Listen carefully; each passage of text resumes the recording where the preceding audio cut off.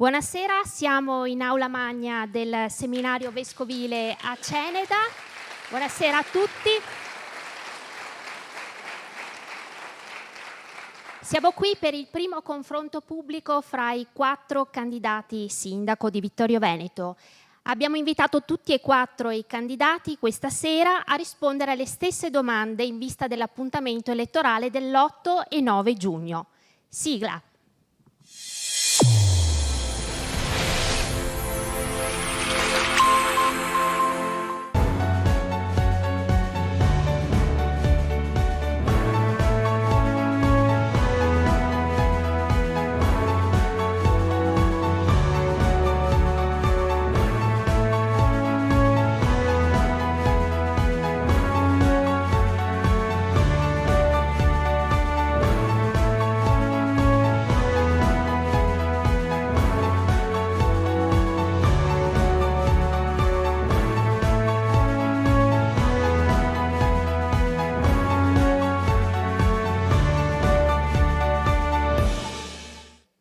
Bentrovati, questa serata è targata La città che vorrei ed è coorganizzata dalla Tenda TV e da Oggi Treviso. Sala gremita qui in seminario e tanti saranno anche i telespettatori che ci stanno seguendo da casa in diretta. Sono le 21:02. A ideare e condurre con me questa serata Roberto Silvestrin di Oggi Treviso. Buonasera a tutti.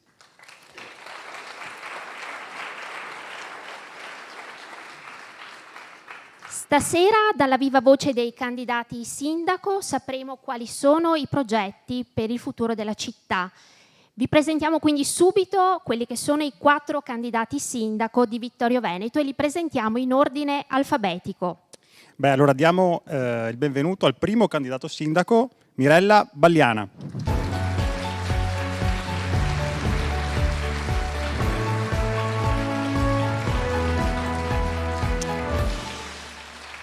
La presento brevemente. Mirella Balliana ha 52 anni, è insegnante di scienze motorie, consigliere comunale uscente, senza tessere di partito ed è la candidata sindaco della coalizione formata da 5 liste.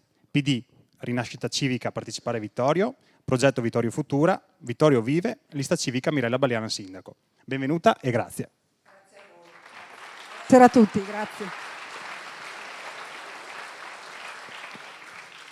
E ora facciamo entrare il secondo candidato sindaco, Giovanni Braido.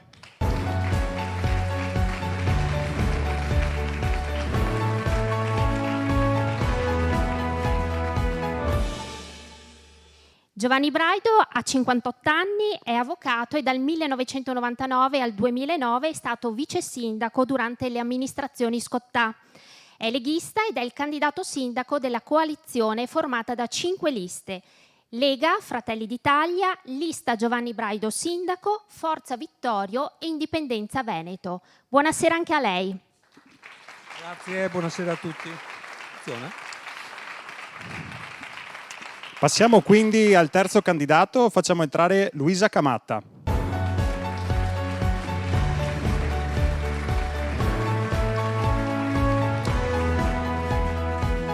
Luisa Camatta ha 41 anni ed è una libera professionista in consulenza d'immagine, non ha esperienze politico-amministrative pregresse e non ha tessere di partito. È la candidata sindaco della lista Rete Civica per Vittorio Veneto. Benvenuta anche a lei e grazie.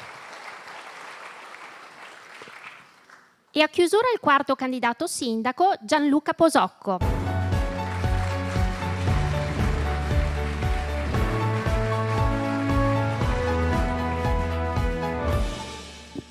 Gianluca Posocco ha 48 anni, è un agente di commercio e assicuratore nel settore agricolo, vice sindaco uscente, senza tessere di partito, guida la coalizione formata da 3 liste: Forza Italia, Toni Darè e Lista Civica Gianluca Posocco sindaco. Benvenuto anche a lei. Grazie, buonasera a tutti. Questi sono dunque i 4 candidati sindaco, sostenuti complessivamente da 14 liste, che si sfideranno alle amministrative dell'8 e 9 giugno. E uno di loro sarà il futuro sindaco della città di Vittorio Veneto, colui che l'amministrerà fino al 2029.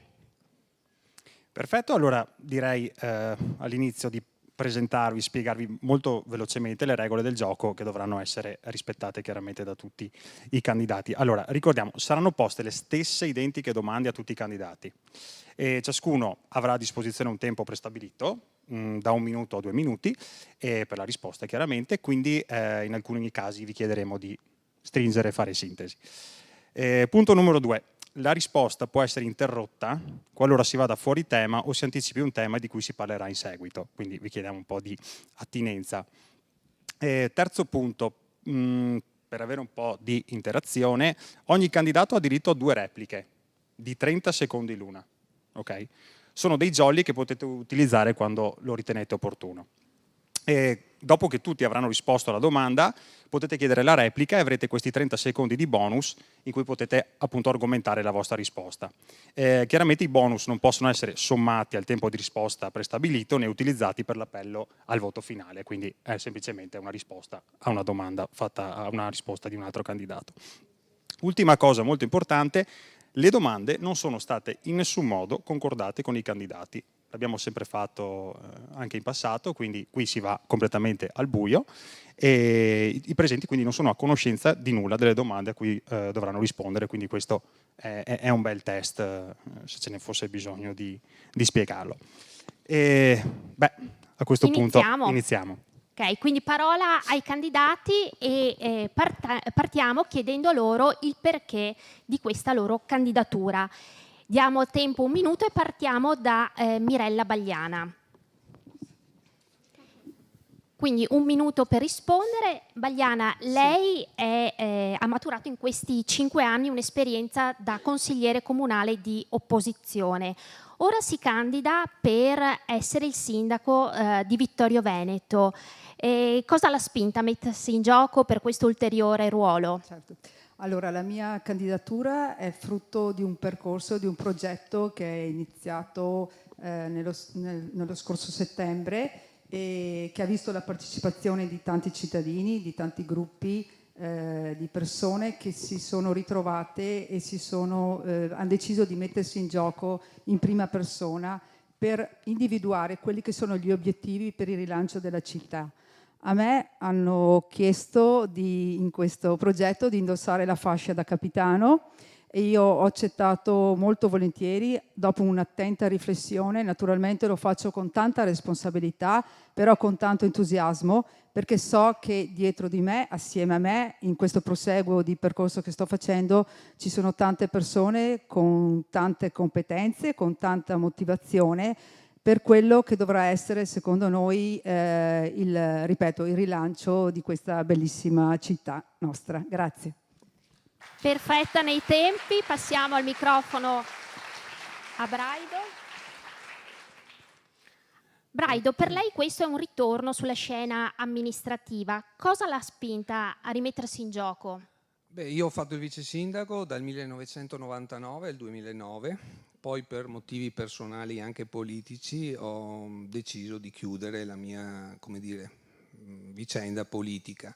In questi 15 anni però non è che mi sono dimenticato della mia città, anzi ho sempre osservato, ho sempre guardato, ho sempre cercato attorno a me di vedere dei miglioramenti che non vedevo sinceramente. Ho visto la città negli ultimi 15 anni che lentamente declinava, nel senso che non c'era quell'entusiasmo che questa città ha bisogno. Secondo me questa città ha tantissimi elementi, ha tantissimi punti da giocare, ma è sempre stata un po' stanca, un po' ripiegata su se stessa, e secondo me c'è bisogno di un amministratore che sia dinamico, che abbia voglia di cambiare, che non stia seduto dietro la scrivania, ma che dia un input per migliorare questa città.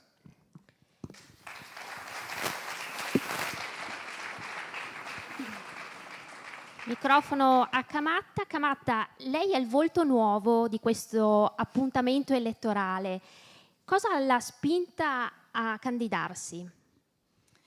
Innanzitutto le prime riunioni con Rete Civica per Vittorio Veneto, che fa parte di una rete più ampia di carattere regionale, e mi ha fatto conoscere delle persone molto appassionate, motivate, innamorate di questa città. E quando mi è stato chiesto, è stato uno scavo interiore, come ho detto altre volte, per capire se questo percorso si poteva inserire nel mio particolare percorso di vita e professionale. E dal momento che ritengo che siamo padroni solo delle nostre azioni, perché prima o poi tutto il resto sparirà, ho pensato di dire sì, di fare un gesto, diciamo, di coraggio e aderire a questa richiesta, e eccomi qui. Bene.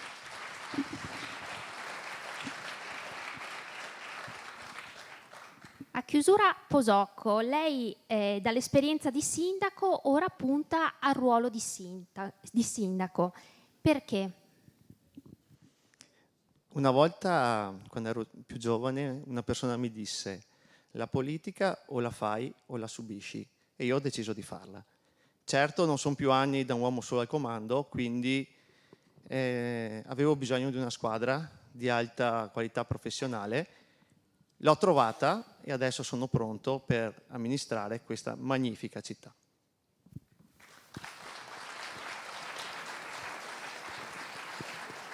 Allora, un piccolo spoiler: le domande non sono tutte così facili, perché altrimenti siamo qui per niente. Quindi direi di passare subito alla seconda. Tema scottante, soprattutto per il centro della città, parliamo di sicurezza.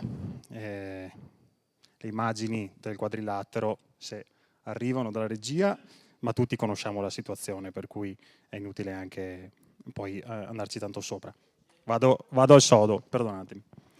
Baby gang, vandalismi, degrado, un problema annoso che sembra non trovare soluzione. Perché? E cosa intendete fare per una zona centralissima di Vittorio Veneto, a 2 passi dal municipio? Parliamo sia del quadrilatero sia di tutta l'area centrale della città. Parte Braido. Tempo 1 minuto. Bene.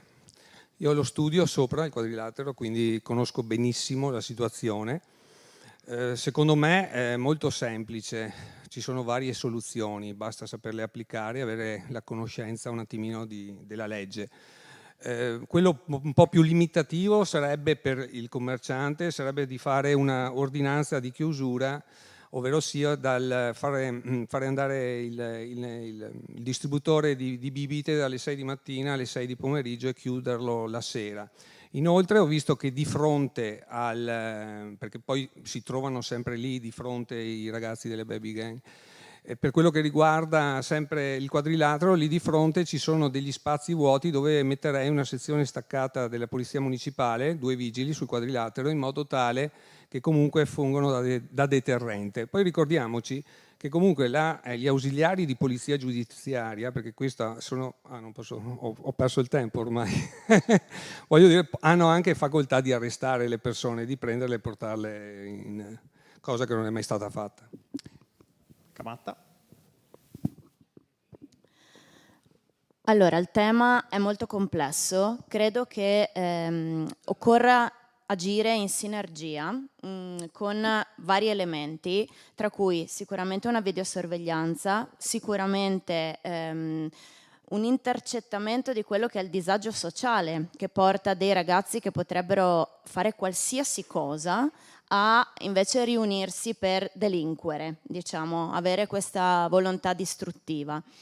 Sicuramente il quadrilatero ha dei problemi anche di rilancio economico, nel senso che le attività commerciali languono e una città non vissuta da un punto di vista anche delle attività produttive è una città facilmente degradabile, diciamo, da chiunque ne abbia l'intenzione. Quindi ancora una volta per tutti questi problemi annosi agirei veramente in sinergia anche con le forze dell'ordine, ovviamente.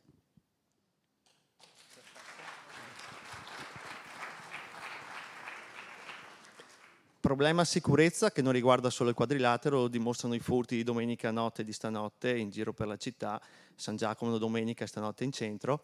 È un problema che va bene il piano di sicurezza a 700.000 euro già sul piano opere pubbliche e per gran parte finanziato, Però le conosciamo queste persone al Quadrilatero?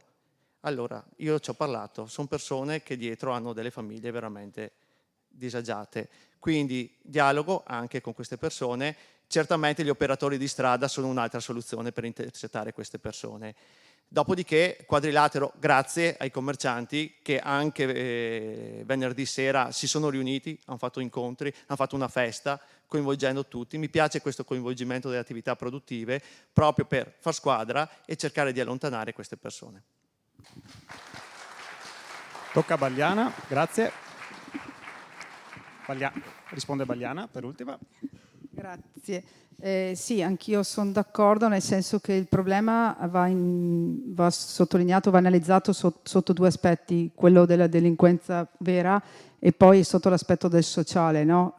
Appunto sono ragazzi che appartengono alle nostre comunità, alle nostre famiglie e purtroppo hanno preso una strada sbagliata nella loro crescita e quindi sarà da fare un intervento, anch'io sono d'accordo sull'aspetto sociale soprattutto per evitare fenomeni del genere. Sappiamo benissimo che ormai sono generalizzati anche in altre città, quindi anche la città di Vittorio Veneto è toccata da questi fenomeni. Ripeto, sì, la fermezza quando commettono dei reati, la rottura delle vetrine o quant'altro non possiamo accettarla, però allo stesso tempo deve esserci un apporto molto forte per quanto riguarda l'aspetto educativo e del recupero a questo punto, perché se sono arrivati a questo punto c'è da fare un'altra tipologia di lavoro.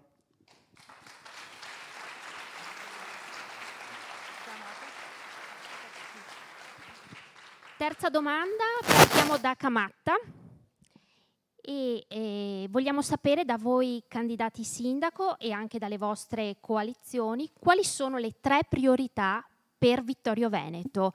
Tempo 2 minuti. Allora, la prima cosa è il rilancio della città da un punto di vista del decoro urbano, secondo me, nel senso che ci sono degli studi sociologici, psicologici che testimoniano come un luogo già degradato induca ulteriore degrado, inteso anche come atti di vandalismo, cose di questo genere. Quindi ridarei veramente respiro e bellezza, è proprio lo slogan di Rete Civica per Vittorio Veneto, ad una città che, voglio dire, è già meravigliosa, quindi non è che ci vuole moltissimo, occorre una nuova cura, diciamo così. Noi siamo scesi per le strade a pulire, lo faremo ancora, ecco, anche in collaborazione proprio con i cittadini.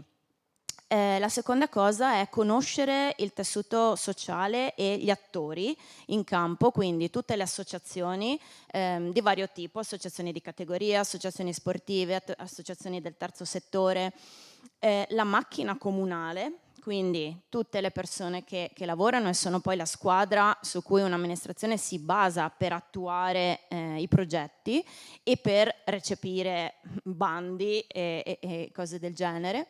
E ovviamente finanziamenti. E la terza cosa, io credo ridare un assetto proprio abitativo e di viabilità, diciamo così, di vivibilità per ogni cittadino ottimale. Quindi lì dove occorre intervenire, per esempio su una strada, a livello di pavimentazione ma anche di apertura, per esempio di una bretella, va fatto in maniera repentina, perché si tratta proprio della capacità di spostamento dei cittadini nel territorio. Stessa cosa gli spostamenti fuori dalla città e verso, per esempio, dalla stazione di Sofratta, per esempio, alla zona industriale. Quindi ecco, un assetto di questo tipo. Microfono a Posocco.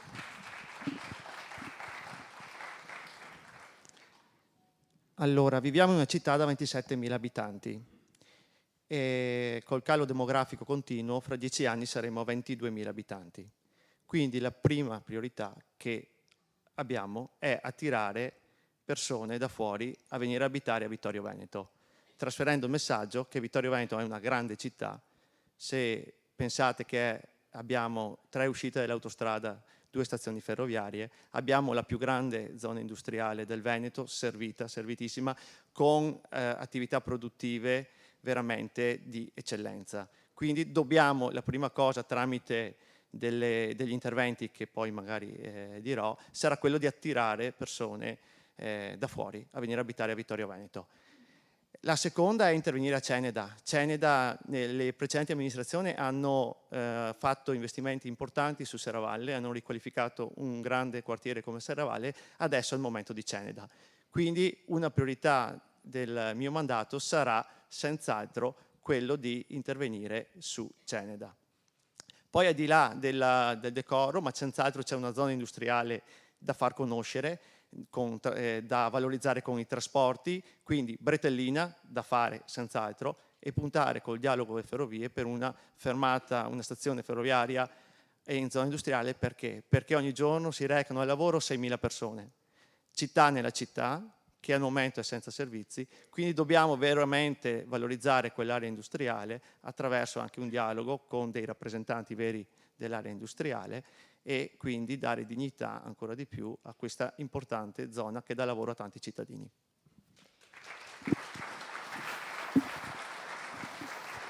Microfono a Bagliana. Allora, per me la prima cosa da fare è una cosa ordinaria, ma diventa una priorità oggigiorno, che è la questione del decoro della città, perché purtroppo è stata parecchio trascurata in questi anni. Quindi si tratta di, quando parliamo di decoro, si tratta di fare attenzione e attenzionare le piccole cose, voglio dire, sia dall'asfaltatura delle strade, dei marciapiedi, dalle portabiciclette che sono in giro per la città, divelti, cioè c'è tutto un lavoro da fare, e quindi una città curata diventa anche una città vivibile per i propri cittadini e anche un biglietto di visita per i turisti. Quindi questa è la prima cosa. Seconda cosa, la questione delle politiche abitative, che è un tema che è stato già toccato, quindi cercare di rendere attrattiva sotto questo aspetto la città di Vittorio Veneto. Politiche abitative che non è facile da attuare, però dobbiamo cambiare metodo. Sappiamo benissimo che i giovani purtroppo oggigiorno fanno fatica ad acquistare una casa, ok? Quindi non sarà un modo nuovo di abitare, quindi noi dobbiamo sposare questo modo nuovo di agire con delle buone pratiche che vengono già messe in altri comuni. Accanto a questo dobbiamo offrire dei servizi, uno su tutto l'asilo nido, quindi noi dobbiamo aumentare assolutamente i posti di asilo nido, ne abbiamo solo 60, abbiamo circa 300 bambini in età neonati, scusate, da 0 ai 36 mesi, quindi c'è necessità di aumentare assolutamente i posti di asilo nido. Ultima cosa, la questione dell'ospedale, che è di fondamentale importanza, la salvaguardia del nostro ospedale, anzi direi il potenziamento, visto che molti servizi sono stati persi, quindi dobbiamo reintrodurli, dalla terapia intensiva, che sono 20 anni che stiamo aspettando i 4 posti di terapia intensiva, al potenziamento del pronto soccorso e tante altre specialistiche di base.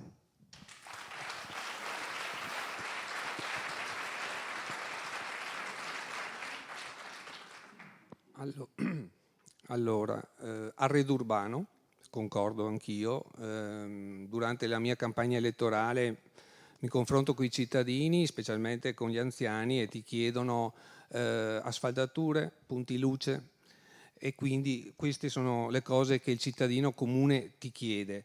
Ti chiede una città che sia senza barriere, quindi tutta una serie di lavori che vanno dal nord al sud, la pista ciclabile, i marciapiedi, le asfaltature. Lo stesso, secondo punto, secondo me molto importante, che sempre parlando con le persone, è la sicurezza. Molte persone anche la sera sentono il disagio, non sono più serene come una volta, quindi anche in questo caso secondo me è molto importante, oltre che la bellezza del territorio, anche proteggerlo, specialmente durante le giornate. Se voi vedete il sabato, la domenica e durante anche i giorni feriali, si vede poca polizia municipale, poche pattuglie, specialmente in centro. Il sabato e la domenica, che io sono sempre in centro, non vedo assolutamente il controllo. Se c'è la prevenzione, sicuramente una persona si comporta in modo diverso, è più serena, sia chi frequenta la città, sia chi vuole così non comportarsi secondo le regole. terzo punto fondamentale, secondo me, è un confronto con le attività produttive. Non si può rilanciare una città se non c'è un accordo privato-pubblico. Non si può assolutamente pensare di rilanciare una città solamente con il servizio pubblico, con l'attività comunale. Quindi è necessario assolutamente, con tutte le attività produttive di buona volontà, cercare una comunicazione diretta per cercare di rilanciare questa città.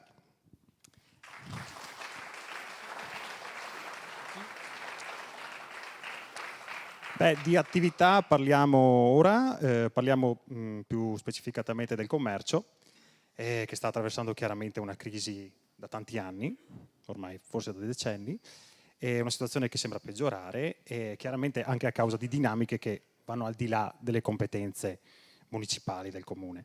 È chiaro che però l'amministrazione può e deve avere un ruolo fondamentale nel rilancio di tutte le attività, soprattutto di quelle commerciali, e anche nell'arrivo, se possibile, di quelle nuove. Quindi, che facciamo? Avete 1 minuto e mezzo. Posocco. Sì, come ha detto, il commercio negli ultimi anni è molto cambiato, si è modificato, come lo ripeto sempre, il furgone Amazon tutti i giorni gira per la città, quindi l'evento del commercio online senz'altro ha contribuito a far sì che il commercio subisse che abbia un problema. Ciò nonostante in città abbiamo delle attività che funzionano e che vanno alla grande. Cosa serve? Beh, serve un tavolo di confronto con le associazioni con Ascom, con Confartigianato, per trovare le soluzioni. Il comune cosa può fare? Può fare tanto. Abbiamo messo in pratica la riduzione dell'IMU per chi affitta negozi sfitti da 3 anni, o da più di 3 anni o da più di 5 anni, uno il 100% e uno il 50%, ma comunque deve esserci dialogo con le associazioni di categoria e con tutti, anche tra noi e le associazioni di categoria. Poi dobbiamo fare in modo che gli eventi numerosi che ci sono in città si coordinino un attimo con anche gli operatori commerciali. Per dire, nel 2023 abbiamo avuto 181 eventi in città che hanno portato gente, già nel 2024 ne abbiamo avuti 60. Molte volte queste, le vetrine dei commercianti sono abbassate. Serve anche in questo un maggior dialogo, una maggior collaborazione tra tutti.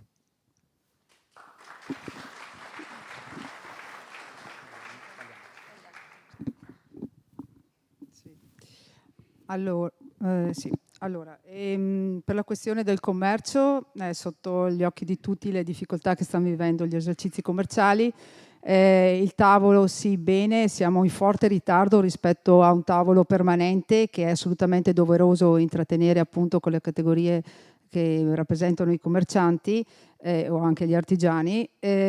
Cosa fare? Noi abbiamo l'idea che certi commercianti, certe tipologie di commercio, perché voglio dire le attività dei bar della somministrazione stanno andando abbastanza bene, viceversa c'è un commercio dell'abbigliamento o delle scarpe, queste cose qua, che è in sofferenza. Su questo io direi di provare a intravedere delle forme di aiuto, tra virgolette, anche con la riduzione dell'IMU, che ricordo è stata aumentata nella questa amministrazione comunale, quindi bisogna assolutamente magari modulare la riduzione dell'IMU nei confronti del piccolo commercio, naturalmente, non delle grandi distribuzioni commerciali, e addirittura magari diminuire la questione della TOS, dei tributi comunali, dove si può agire. E poi serve anche riuscire magari sì, gli eventi vanno bene, però vanno evidenziati quali tipologie di eventi, naturalmente non quelli che si mettono in contrapposizione ai nostri commercianti. Quindi scusate, ma per esempio il mercato di Forte dei Marmi, ecco, che diventa assai difficoltoso, ecco.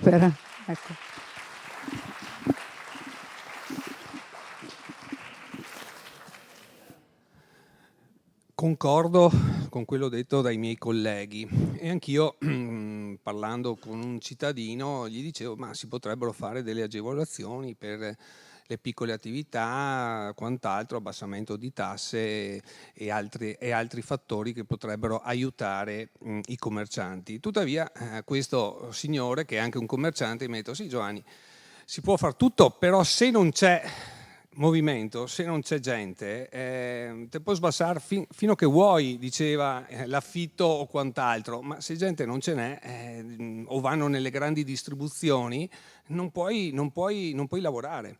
Ecco allora che noi abbiamo una città che ha tantissimi come dire, requisiti. Dalla fine della prima guerra mondiale, città della vittoria, bisogna creare, parlavo con una tecnica, un unico grande evento, o non evento in quanto tale, ma creare la città della vittoria e lavorare su questo come tante altre città hanno rilanciato la città su fatti storici o su personaggi storici. Noi abbiamo il Da Ponte, abbiamo la fine della prima guerra mondiale, avevamo le terme, abbiamo Serravalle e Ceneda, che sono due città che poi sono state unite. Dobbiamo lavorare su questo per poi rilanciare la città e quindi le attività produttive.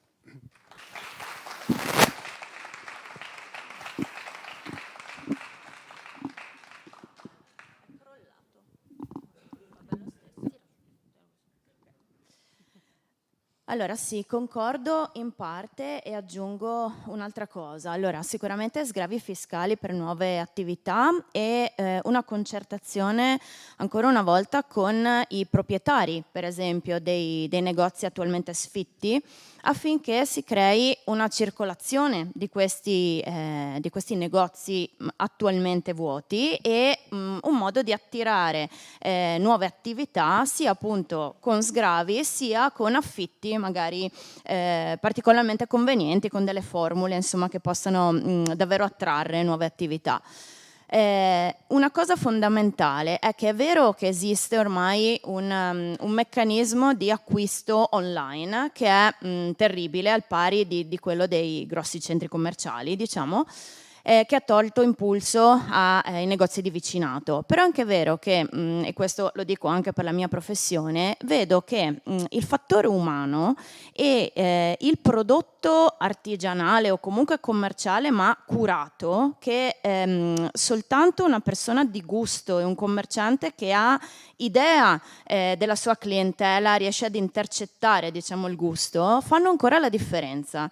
Perché è vero che è comodo ordinare su internet, ma è anche vero che una cosa non la puoi toccare con mano, non la puoi provare e non hai il rapporto umano col negoziante. Quindi ancora una volta tavolo di concertazione con i negozianti in modo tale da agire in sinergia, differenziando l'offerta e amplificando l'offerta umana anche, diciamo così.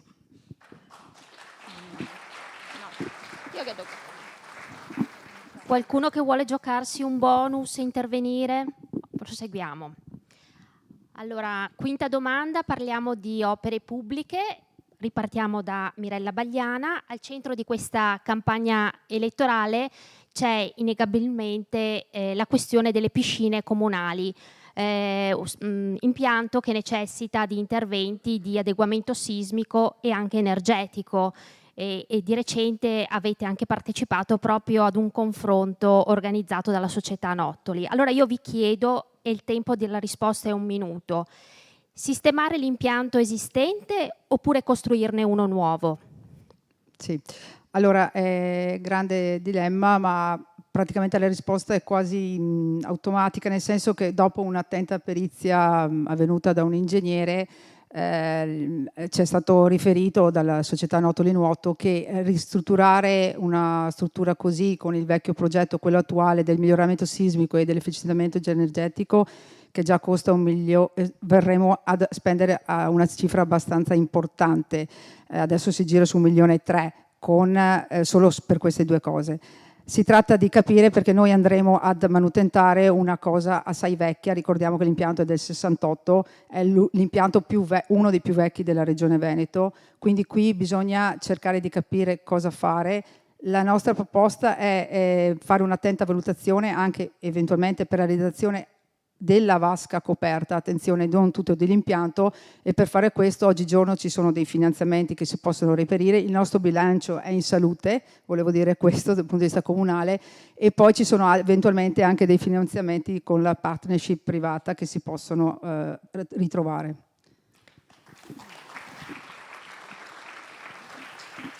Braido?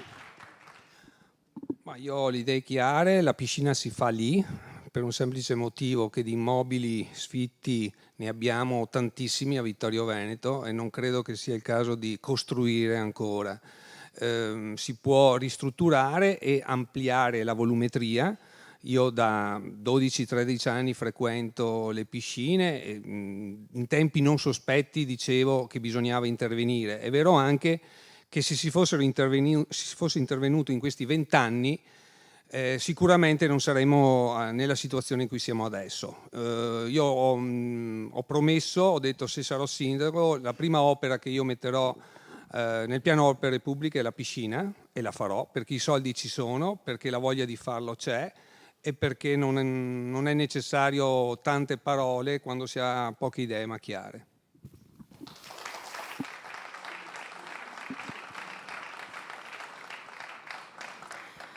Questo è un tema che ci sta veramente molto a cuore, tant'è vero che la perizia con l'ingegner Pascoli l'abbiamo richiesta noi di Rete Civica, proprio perché non capivamo bene perché si parlava ancora di un progetto di 5 anni fa, quando era evidente che ormai le esigenze erano completamente diverse e ce n'erano altre che sono venute, diciamo, a galla e che richiedono proprio una struttura completamente nuova. Quindi sicuramente non va restaurato l'esistente, ma va proprio rinnovato completamente. Dove farlo? C'è un grosso problema. Per poterlo rifare occorre chiudere la struttura. La Nottoli non può permettersi di stare mesi o anni chiusa, già ha superato il Covid, quindi addirittura avevamo pensato di situarlo in un altro luogo. È da valutare chiaramente a livello urbanistico e progettuale, però sicuramente va rinnovato completamente e serve una struttura all'avanguardia per fare tutta una serie di cose che al momento non trovano sede appropriata.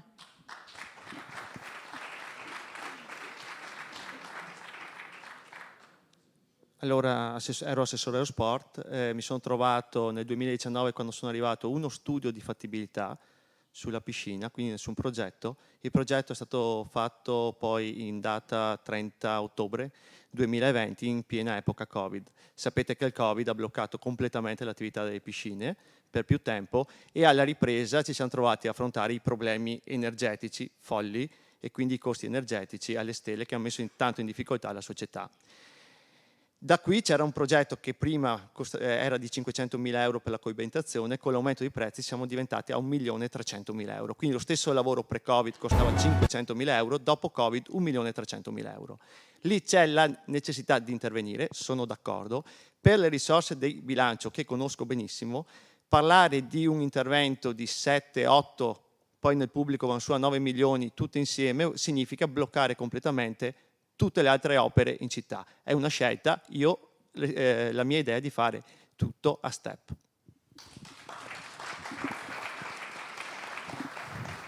Passiamo ad un tasto abbastanza dolente. Se abbiamo la slide sui dati della demografia, ecco. Beh, sono abbastanza inequivocabili, per cui non mi metto a fare delle grosse analisi, anche perché non servono. Facciamo la parafrasi del film e quindi vi chiedo, Vittorio Veneto è una città per anziani? E vi chiedo anche, come può tornare ad essere attrattiva? Penso alle giovani coppie, all'offerta dei servizi e più in generale al tema della vivibilità della città. Parte Braido, avete 1 minuto e mezzo. Dire che non è una città per anziani sarebbe mentire, perché credo che 2/3 degli abitanti di Vittorio Veneto siano sopra i 50 anni, tra i 40 e i 50 in su. Quindi sicuramente non è mai stata in questi anni una città giovane, per una serie di motivi. Sicuramente è una scelta questa che non può essere fatta, diciamo, oggi per domani. Una programmazione appunto per accogliere le giovani coppie hai necessità innanzitutto di avere bandi per i giovani, soldi, abitazioni attrattive, una serie di elementi che ovviamente necessitano di una pianificazione da 5 a 10 anni.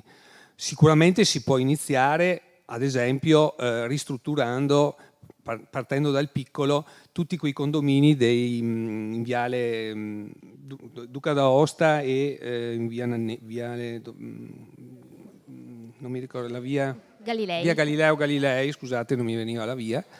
E quindi in questo caso anche incentivare, quindi costruendo e dando abitabilità, è possibile creare nuovi posti per i giovani, ma è chiaro che non è una cosa che puoi fare oggi per domani, è una programmazione che va da 5 a 10 anni.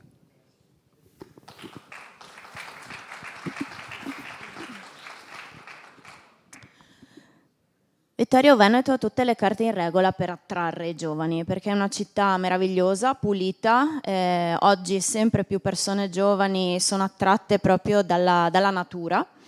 Di conseguenza quello che manca sono i servizi base, cioè le case, ovviamente, adesso con l'approvazione del PAT, con il sistema dei crediti edilizi, con i cosiddetti contenitori vuoti, magari anche quelli già di proprietà comunale, si possono creare delle abitazioni o riconvertendo quelle già esistenti, però ovviamente facendo molta attenzione che alcune sono ancora del demanio, purtroppo, nel senso che ci sarebbero degli appartamenti già perfetti, però non sono nostri, e chiaramente utilizzando anche magari l'ATER, per esempio, quindi creando delle strutture abitative con dei prezzi abbordabili, perché le giovani coppie non è che abbiano tutti questi soldi, è normale.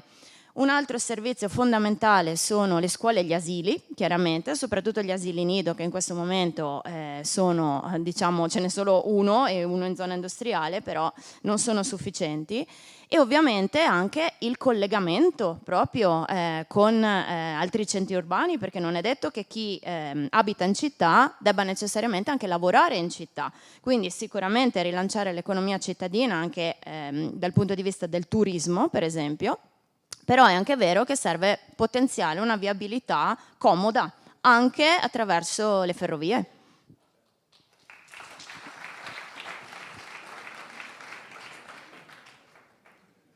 Come ho detto in premessa prima, Vittorio è una città che è attrattiva, ben servita dalla comunicazione, 3 uscite d'autostrada, 2 stazioni ferroviarie, un'area industriale eccellente. Da dove parto? Da riordino urbanistico. Daremo un contributo per abbattere immobili vecchi che non servono. Vengono maturati dei crediti edilizi da vendere, investire in aree individuate col piano di interventi adesso che è stato approvato il PAT. Quindi verranno creati nuovi quartieri cioè io abbatto il vecchio tramite un contributo che dà il comune, tutta quella cubatura viene rimessa in aree che individuo. Dove abbatto rimane verde per sempre. Creo nuove abitazioni e attraggo i giovani. Nel programma 150 euro al mese per 2 anni a tutte le persone sotto i 36 anni che vengono a Vittorio Veneto a vivere. Questo ha funzionato molto bene a Mantova, perché si copia sempre dai più bravi, e lo riproporremo a Vittorio Veneto. La cifra sarà di 50.000 euro il primo anno e 50.000 euro il secondo, e vediamo con questa operazione come fare ad attrarre. Continueremo con investire sulla scuola, quindi sui bonus per il doposcuola, bonus acquisti libri e appunto sui doposcuola. Tutto questo per attrarre famiglie.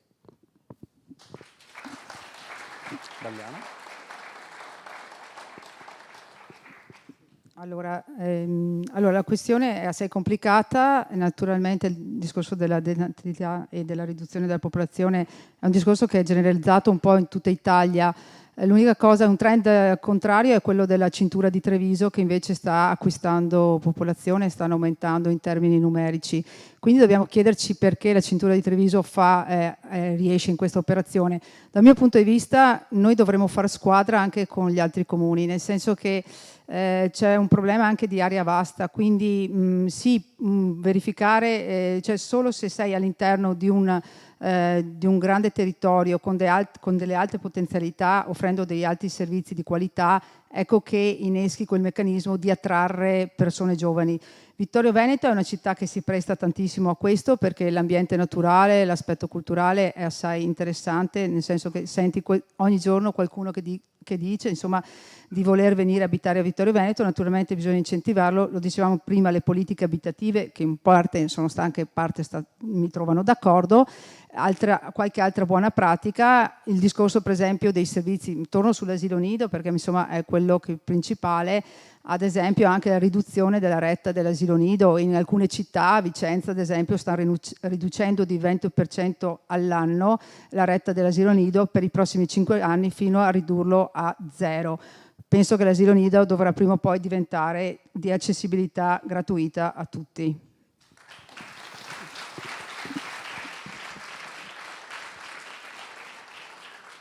Settima domanda, partiamo con Luisa Camatta. Siamo a Ceneda, qui vicino c'è Villa Papadopoli ed è innegabile che stia cadendo a pezzi. Allora vi chiedo, tenere questo immobile oppure venderlo? E se lo si tiene, cosa farci? E soprattutto con che risorse? 1 minuto e mezzo. Anche questo tema ci sta moltissimo a cuore. Credo che il futuro di Ceneda in un qualche modo sia strettamente legato al progetto Villa Papadopoli, piazza, area ovviamente di parcheggio che abbiamo individuato nell'area ex Rossi, e in tutto il parco chiaramente, e nella biblioteca, che in questo momento è un meraviglioso luogo dove i famosi ragazzi giovani trovano delle proposte culturali meravigliose. Allora, per me non va alienata nel modo più assoluto, perché è una risorsa incredibile ed ha un valore architettonico, storico incredibile.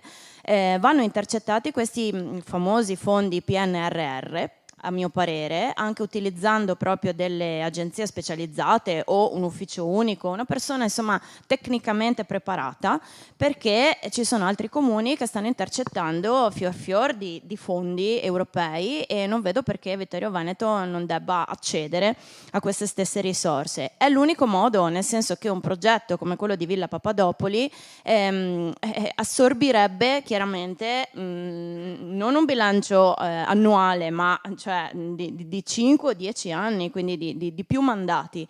È impensabile però farsi scappare l'occasione, perché una biblioteca lì, magari addirittura una concessione in collaborazione con Mi gioco il Jolly, scusa perché è un po' lungo questo tema. Una collaborazione, per esempio, avevamo pensato e avevamo già intessuto anche una rete di questo tipo di comunicazione con gli imprenditori della zona industriale, ad esempio, proprio per favorire anche l'unità del territorio, nel senso che da un lato sembra esserci questa città nella città e dall'altra parte quasi agli antipodi Ceneda. Noi vogliamo favorire invece un'unità e una collaborazione e un collegamento. Ad esempio, lì troverebbe posto non solo una sede rinnovatissima e senza barriere architettoniche della biblioteca, ma anche per esempio un servizio di foresteria per quelli che sono i manager magari, ma anche attività per esempio formative. Chiudiamo, insomma avete capito il senso. Microfono a Posocco. Sì, la prima cosa che farò è intervenire subito sulla biblioteca. Prima la Fontana del Cardinale, il ferro di cavallo intorno con un restauro, e davanti al Museo della Battaglia, dove c'è il ciottolato, fare 3 bei gradoni che accompagnano la piazza, e questi servono anche per le manifestazioni estive, per i concerti estivi in piazza. Dopodiché interverremo sulla biblioteca, come spostando l'archivio storico, ampliando la biblioteca e ristrutturando la cedraia. Tutto questo vi verrà presentato, se volete, nei dettagli domani sera al Collegio San Giuseppe, la presentazione della lista Toni da Re. Faremo 2 ascensori sia alla rotonda sia alla biblioteca per le persone diversamente abili. Dove trovo i soldi? Tutto questo ci sono già. 3 milioni oltre di avanzo di amministrazione. Questo progetto abbiamo fatto il conto che costa circa 1,5 milioni. Mettiamo prima variazione di bilancio e partiamo. Quindi questo non è un libro di sogni, è una cosa fattibile da subito. Dopodiché pensiamo un attimo a Villa Papadopoli e Rotonda. Primo problema, ci sono dei vincoli della sovrintendenza su quella villa che hanno allontanato 3 possibili acquirenti in questi ultimi anni. Sono vincoli difficili, dobbiamo parlare col sovrintendente per cercare un attimo di far meglio. Senz'altro si partirà con un restauro conservativo che è necessario, E poi tutto il resto del progetto, se volete, lo vedrete domani sera al Collegio San Giuseppe.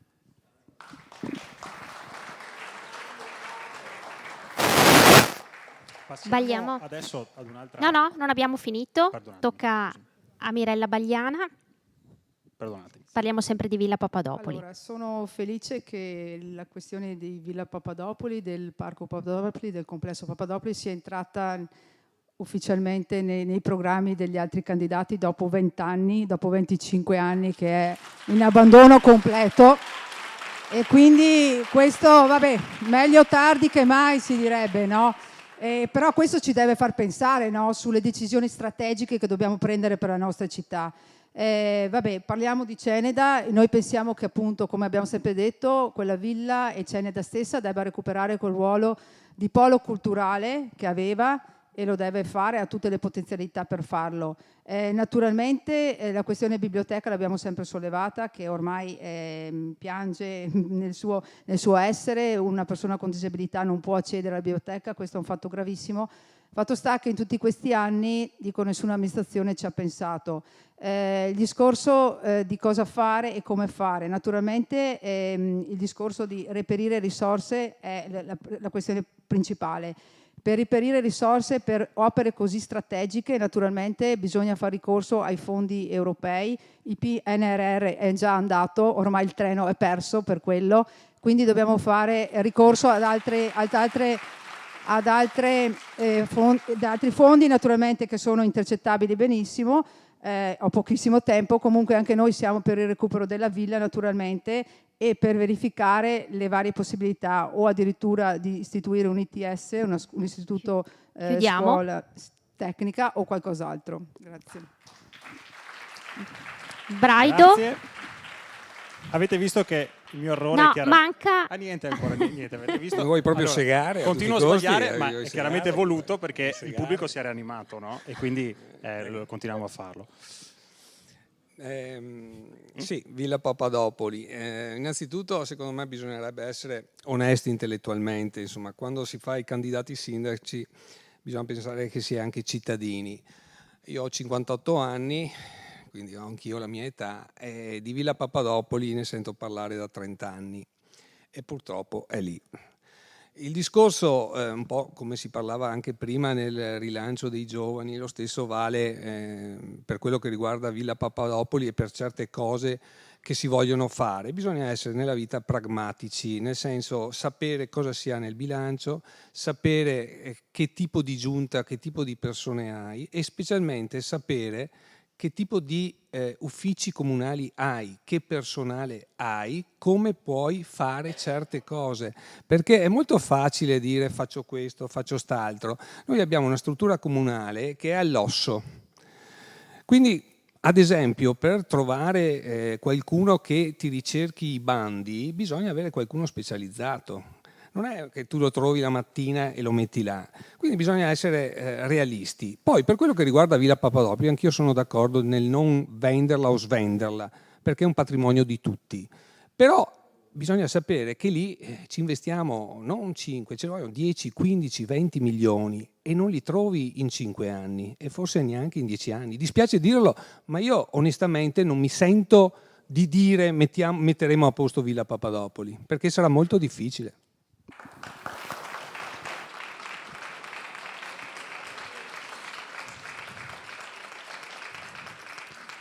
Adesso dovrebbe essere la volta giusta per me. Allora, io invece passo a Serravalle, meravigliosa Serravalle, che merita sicuramente una menzione particolare. Serravalle, si sente? Mi pare che, ci pare che, sembra a tanti che Serravalle non sia valorizzata a dovere, da un punto di vista del traffico, turistico, culturale, generale. Quindi vi chiedo quale futuro per Serravalle, pedonabile o no, quali sono i vostri progetti. Avete 1 minuto e mezzo. Parte Posocco.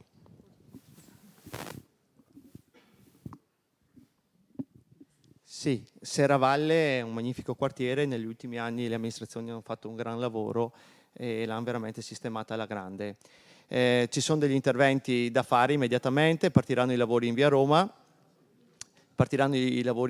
e senz'altro sarà da intervenire finalmente su via Martiri come manutenzione ordinaria. Quanto alla chiusura o meno, quando sono arrivato in amministrazione ero convinto che la chiusura fosse la cosa senz'altro da fare, poi mi sono confrontato in molti casi anche aspramente con i commercianti di Serravalle. Serravalle è nata come città in cui passava la statale Alemagna, e tutto il commercio che si è creato a Serravalle è in funzione di un commercio di passaggio. Quello che ho capito è che non posso chiudere Serravalle senza un parcheggio in città, senza un parcheggio dove parcheggiano tante macchine. Non basta il San Marco, per capirci. Avevamo l'occasione di portare a casa parte dell'area Borca, là tra mille polemiche parlavano di cementificazione, eccetera, eccetera. Secondo me invece l'area Borca era un'occasione per creare uno sfogo per le corriere che arrivavano, per le macchine, e per impostare un lavoro lungimirante successivamente per poter poi proporre una chiusura del centro storico. Quello che io ho capito è che il centro storico va chiuso quando ci sono manifestazioni importanti, manifestazioni culturali o manifestazioni in generale che richiamano tanta gente, ma non si può chiudere Serravalle tutti i weekend.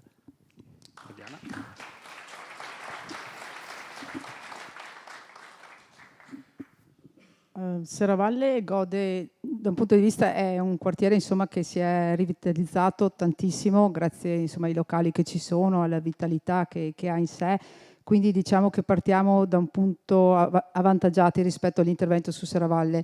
È vero che ci sono da sistemare un sacco di vie, soprattutto Martiri della Libertà, che è veramente in situazioni gravose e quindi assolutamente da intervenire. Vorrei dire, per quanto riguarda la pedonalizzazione, eventualmente un piano va fatto, un vero piano di pedonalizzazione, nel senso che se dovesse essere fatto deve essere concertato naturalmente con i portatori di interesse, ossia i residenti, i commercianti e chi gravita su Serravalle stessa.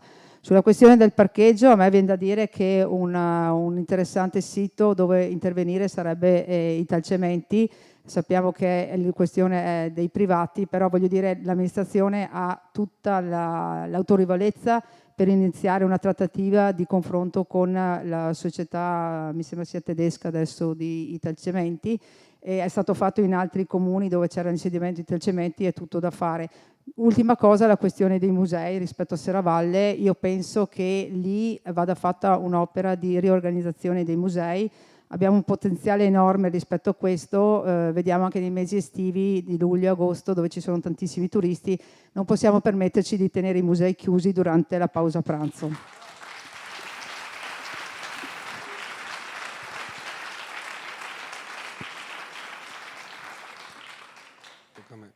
Beh, innanzitutto non voglio peccare di presunzione, ma quando qualcuno dice abbiamo fatto Serravalle, l'abbiamo fatta bene noi, dico sì, l'abbiamo fatta bene noi e la Giunta Scottà, perché l'ospedale di Serravalle, Palazzo Todesco, Piazza Minucci, il teatro e anche via Roma, se permettete, ero io assessore ai lavori pubblici.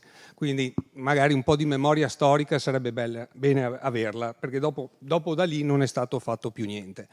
Detto questo, che mi sembra abbastanza importante, anche per chi non vuole sentire, io sono dell'idea che, come si diceva prima, Serravalle, che è un quartiere di Vittorio Veneto, può essere rilanciato solamente se vi è un rapporto globale con i quartieri, ovvero, cosa voglio dire? Non puoi pensare a pedonalizzare così dall'oggi al domani tanto per fare delle prove alla via Oberdan, per dire. Non si può fare delle invenzioni, no? Mi pare. Ecco, prima di pensare di pedonalizzare, magari bisognerebbe anche capire com'è il contesto. Se sappiamo che ci sono delle attività che bene o male stentano a sopravvivere, perché poi non è che le attività a Serravalle prosperino, bisogna creare degli eventi, delle manifestazioni a lungo termine, come dicevo prima, in modo tale che Io auspico di chiudere Serravalle, perché vuol dire che ci saranno tanti turisti.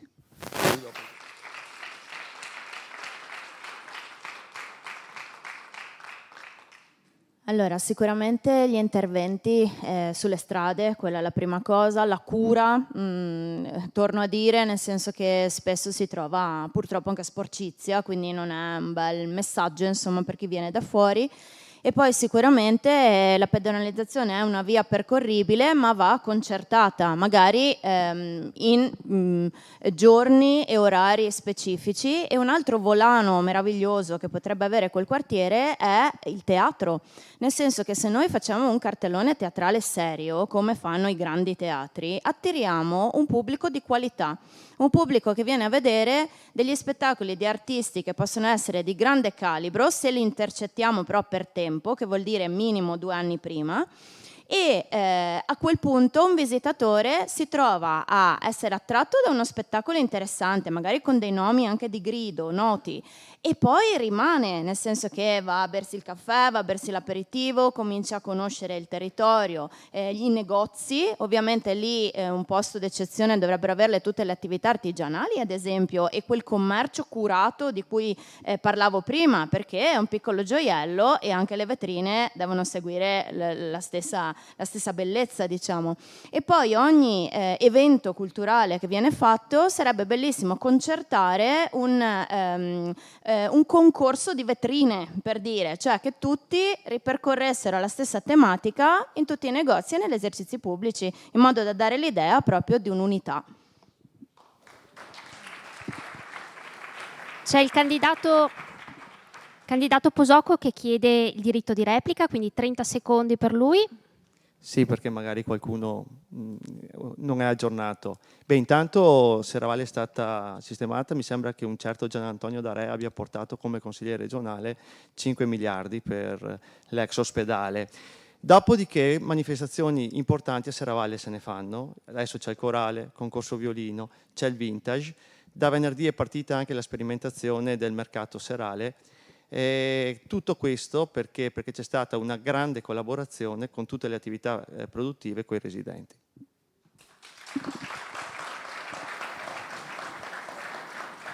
Siamo già arrivati a metà di questo confronto, ci fermiamo un attimo per una brevissima pausa.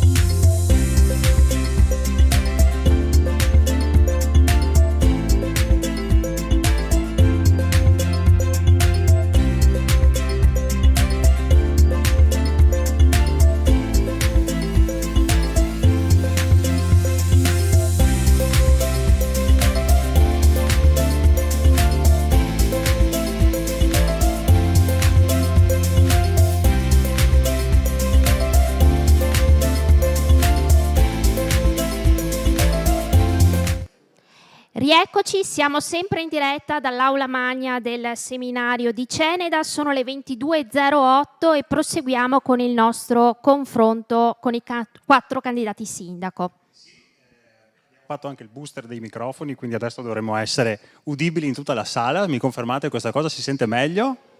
Grazie anche del consiglio, venuto soprattutto dai piani alti, grazie. E grazie anche a Federico che ha sistemato il tutto. Siamo pronti. Vi ricordo solamente che questa sera l'evento è organizzato dalla Tenda TV e da Oggi Treviso. Per quanto mi riguarda, Oggi Treviso è il primo giornale online della provincia di Treviso, appunto, che ogni giorno con grande passione vi racconta i fatti non solo di Vittorio Veneto ma di tutta la provincia del nord-est e spesso anche quello che succede in Italia, arriviamo anche all'estero, quindi ricordo questo. Mentre la Tenda TV è la TV di Vittorio Veneto, che insomma conoscete da 17 anni a questa parte, è visibile sulla Smart TV oppure online, e da 17 anni racconta insomma la città, e nel caso della città che vorrei vi accompagna già, questa è la terza volta in occasione degli appuntamenti elettorali, con un approfondimento informativo svolto da noi volontari proprio per insomma, coinvolgere la cittadinanza in vista dell'appuntamento elettorale. Proseguiamo con la nona domanda. Abbiamo chiesto a ciascun candidato di portare questa sera con sé un oggetto che lo rappresenti o che lo lega in qualche modo a Vittorio Veneto, e siamo curiosi di sapere che cosa ci hanno portato. Adesso si stanno muovendo, ognuno sta tirando fuori il proprio oggetto. Partiamo poi da Mirella Bagliana.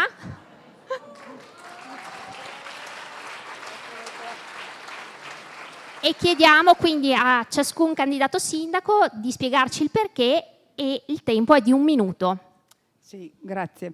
Allora, io ho portato questo oggetto che è un pallone che rappresenta il mini basket, ma è un oggetto sportivo che rappresenta un po' lo sport, che è stato quello che mi ha caratterizzato nella mia crescita fin dall'adolescenza, passione che ho ricevuto da mio papà, perché è stato giocatore del Calcio Vittorio per più di 10 anni, negli anni 50, prima di emigrare in Sudafrica, ha militato appunto anche come capitano nel Calcio Vittorio.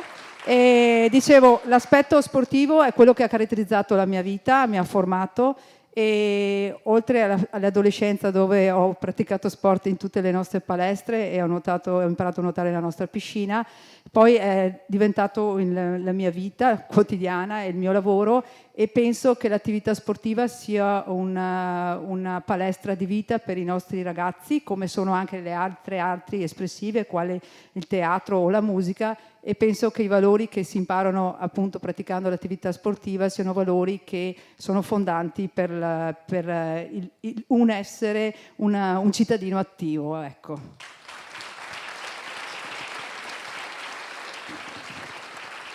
Tocca a lei, Braido. Sì, siamo curiosi di vedere anche lei cosa ci ha portato.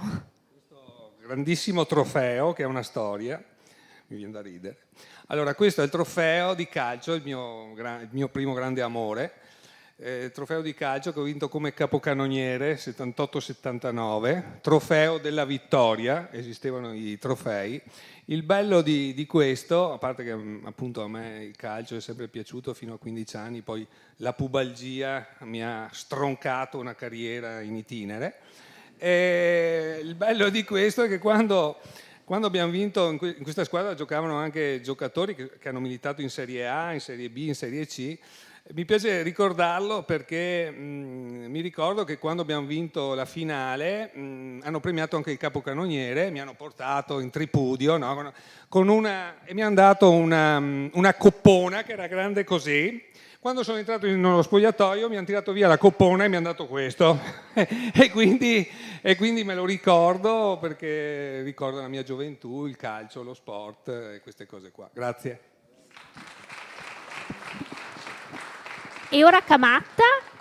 Io ne ho portati 2 dopo una selezione infinita. Allora, uno è un sacchetto simbolico, di solito sono di plastica o di o di carta con cui raccolgo i rifiuti da sempre in questa città, e attraverso la raccolta dei rifiuti mi sono resa conto di un sacco di zone e delle frequentazioni delle zone, perché attraverso quello che si trova per terra capisci esattamente chi c'è stato e cosa ci ha fatto. Quindi è stata la prima un po' conoscenza del territorio cittadino. E la seconda cosa è una pietra, diciamo, anche questo è un po' un simbolo, perché sono dei piccoli doni che ho portato nei luoghi sacri della città, che inizialmente ho cominciato a conoscere chiedendo alle persone del luogo. Per sacro intendo dire non esclusivamente un luogo di culto, ma anche un luogo particolarmente carico della natura. E Vittorio Veneto è piena di luoghi di questo genere, quindi se trovate una pietra è mia, tendenzialmente. Per chiudere, Posocco. Io ho portato il libro Il clima di Vittorio Veneto di Don Antonio De Nardi, che raccoglie i dati climatici di Vittorio Veneto qui al seminario dal 1930 al 1963. Come avete capito, io ho una passione folle per la meteorologia. Sono stra-appassionato, studio anche di notte tutti i dati che riguardano la meteorologia. Questo mi ha portato anche ad avere una sensibilità verso l'ambiente, verso la natura. A casa, nella piccola azienda agricola, e temi come sostenibilità e biodiversità li applico da più di 15 anni, producendo frutta, verdura, olio a chilometro zero, e anche le uova. E grazie anche a questa passione mi sono creato anche un lavoro che faccio da tanti anni e tuttora, che sono assicuratore contro le avversità atmosferiche, quindi leggo una passione a un lavoro. Grazie. Finito il momento dolce della Marcord, nessuno ha usato il jolly, sarebbe stato clamoroso, sarebbe stata una bella cosa, però. E torniamo a delle cose un po' più prosaiche. Parliamo di viabilità, quindi smog, inquinamento, traffico. E l'apertura del traforo ha alleggerito, almeno sembra, la viabilità del centro, però resta da fare un lavoro generale su tutta la città. E secondo voi quali sono i punti critici da migliorare? Avete un minuto? E partiamo da Braido. Sì. Secondo me, quando appunto mi chiedono le grandi opere da fare, io dico sempre che in 5 anni ne puoi fare una o 2 al massimo. La seconda, secondo me, riguarda San Giacomo. Perché San Giacomo lo sappiamo tutti, specialmente nelle ore di punta, è trafficatissima e quindi credo che lo smog sia a livelli altissimi. Lì mi piacerebbe fare quella famosa bretella per bypassare, diciamo, la zona intensa di traffico. Chiaramente questa volta bisognerà, secondo me, visto che c'è stato un tentativo, andare un po' coi piedi di piombo e valutare bene come, dove si possa fare, ma credo che sia a prescindere fondamentale per quello che riguarda la viabilità di San Giacomo assolutamente fare questa bretella.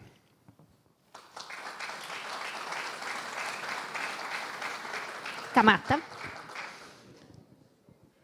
Sì, siamo d'accordo anche noi sull'assetto di San Giacomo, senza dubbio, è un problema da risolvere in maniera anche molto veloce, perché riguarda sia i lavoratori, diciamo, della zona industriale, ma anche proprio gli abitanti.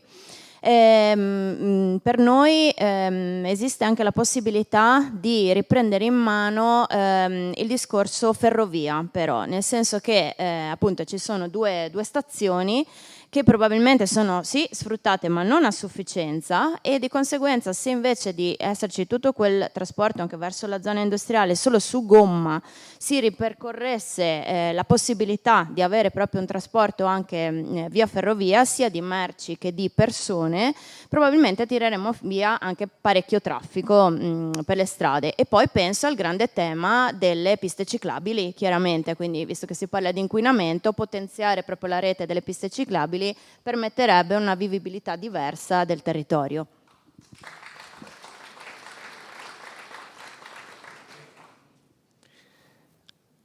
Premetto che un altro elemento attrattivo di Vittorio Veneto è la qualità dell'aria, infatti i livelli di smog in città sono tra i più bassi dell'intera pianura padana.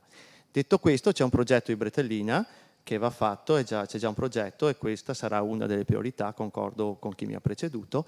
Dopodiché quello che vorrei fare è intervenire sulla messa in sicurezza di alcune provinciali. Via Isonzo, a San Giacomo. Giovedì sera alle 18:30 al Bar Monaco viene presentato il progetto di messa in sicurezza di Via del Bersagliere a Carpesica, la famosa Riva Evianeo per chi la conosce, con una bella pista ciclabile lì.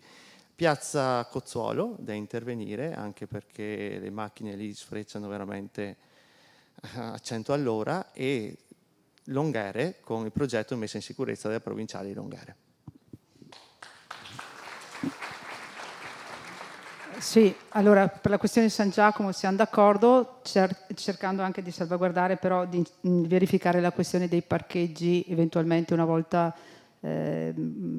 portato all'esterno il traffico extraurbano. Dobbiamo far sì che le persone abbiano la possibilità comunque di arrivare e il centro deve essere vivibile, insomma, per quanto riguarda San Giacomo, anche perché verrà realizzata la nuova farmacia ristrutturata.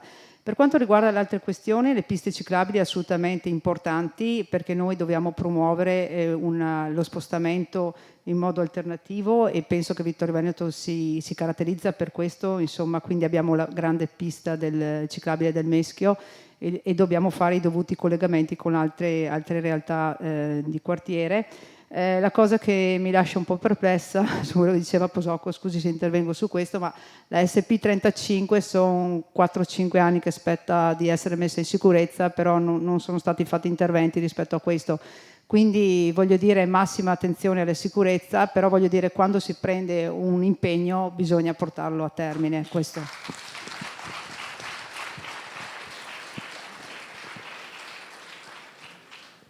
Partiamo ora da Camatta. Avete già citato poco fa il quartiere di San Giacomo di Veglia, e nel quartiere di San Giacomo c'è la zona industriale, che è tra le più grandi della provincia di Treviso e se non della regione. Ogni giorno dà lavoro a 6.000 persone, ci sono circa 130 aziende, però è evidente che mancano dei servizi. Quindi su cosa puntare? Cosa potrà fare la futura amministrazione per migliorare i servizi a favore dei lavoratori della zona industriale? Sì, ci sono anche qui vari interventi da fare. Anzitutto la miglior comunicazione con la stazione di Sofratta per quanti sono i lavoratori che arrivano con il treno. Poi la famosa bretellina da aprire, perché assolutamente snellirebbe e anche permetterebbe agli autotrasportatori di non fare più Caldelivera, che è veramente troppo stretta, via sotto le rive soprattutto, che è proprio sottodimensionata. E poi c'è l'annosa questione del Parco Dan, che in questo momento è lì un po' nel limbo, ma che per noi andrebbe tenuto anche per quelli che sono le manifestazioni concertistiche, per esempio, ma ripotenziato e rimesso chiaramente in funzione anche come luogo proprio in cui gli autotrasportatori, i manager della zona, gli operai stessi potrebbero avere proprio un attimo di respiro, un pranzo all'aperto, per dire, chiaramente rimettendolo in funzione, perché in questo momento è in uno stato comunque di abbandono e di degrado, ed è veramente un peccato. Questi sono gli interventi principali.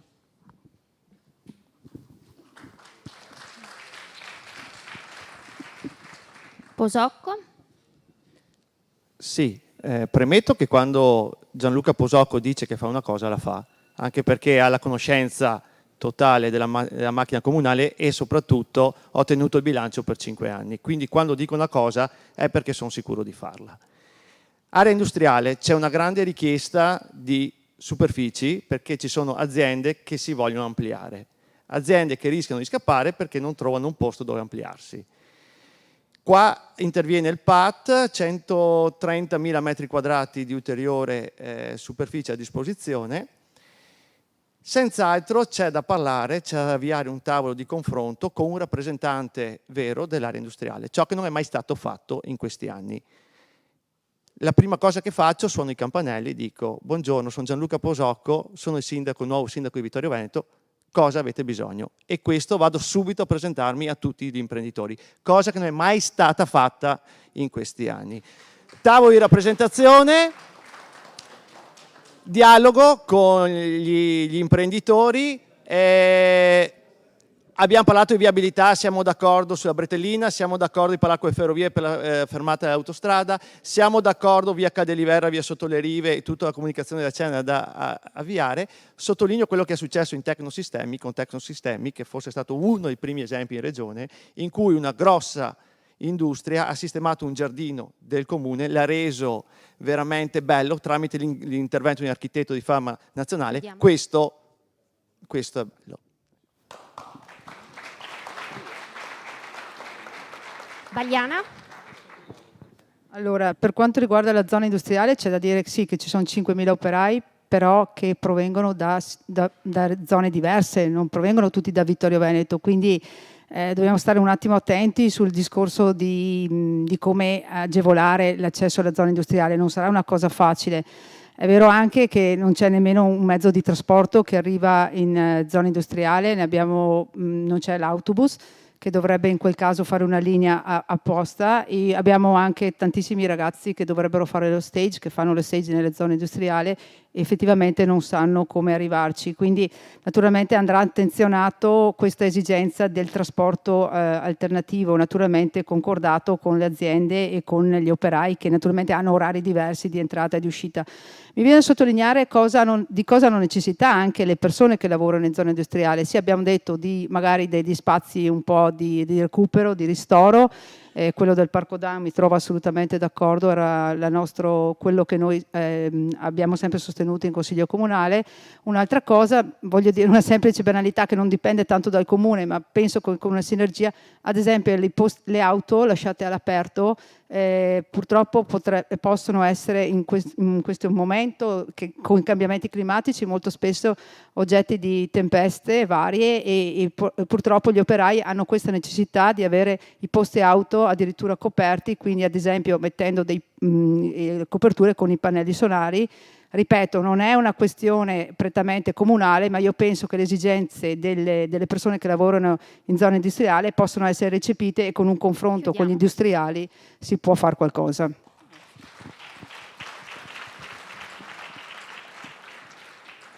Gianluca, permettermi una battuta. In questi 5 anni, Trindlin, sono Gianluca Posocco, potevi farlo, insomma, voglio dire, sono il vice sindaco di Vittorio. Magari.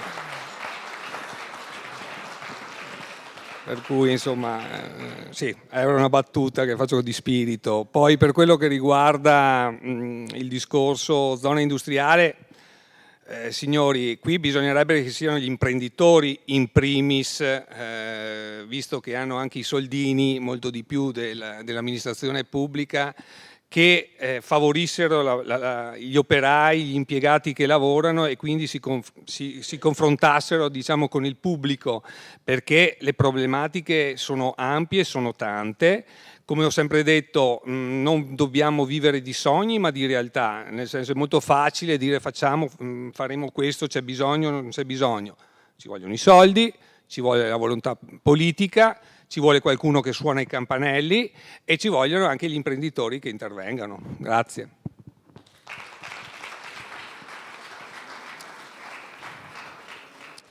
Bene, passiamo a un tema che una volta probabilmente era sempre associato alla campagna elettorale, quindi il tema delle asfaltature. Una volta quando c'erano le elezioni si parlava di asfalto. In realtà a noi viene spesso segnalata una situazione insostenibile, parliamo di segnaletica orizzontale, di asfalto e anche del decoro del verde urbano, no? E questa è quella che di solito dovrebbe essere la manutenzione ordinaria e spesso non lo è. Spesso diventa una manutenzione straordinaria e spesso non c'è. Perché è così difficile, vi chiediamo, mantenere decoroso tutto l'assetto? Partiamo da Posocco, avete 1 minuto e mezzo. Ha detto bene, sarebbe una manutenzione ordinaria la cosa più ovvia da fare in una città. Come sapete, vi do un dato, con 250.000 euro si asfaltano circa 2 chilometri di strade. Il problema che abbiamo visto qua in città, uno dei motivi per cui comunque ho scelto di correre con una squadra altamente qualificata per risolvere i problemi, è senz'altro un discorso di organizzazione e programmazione, non è un problema di risorse, tant'è che nei prossimi giorni partiranno delle asfaltature del piano opere pubbliche 2023. Quindi, al di là dell'assessore al bilancio che mette i soldi, poi c'è qualcosa che non funziona. Io so benissimo cosa non funziona, e so anche come fare a risolverlo. Detto questo, in bilancio i soldi ci sono, con l'avanzo dell'amministrazione, non c'è un progetto, un programma di asfaltature. Nei nostri sondaggi che abbiamo fatto con una lista, la persona al centro, abbiamo chiesto e chiederemo quali strade vorrete asfaltare. I 300.000 euro del 2024 vanno messi, però abbiamo un grave problema di frane in zona Perdonanze e senz'altro questi soldi vanno in primis a sistemare quella difficile situazione che c'è a Cozzuolo.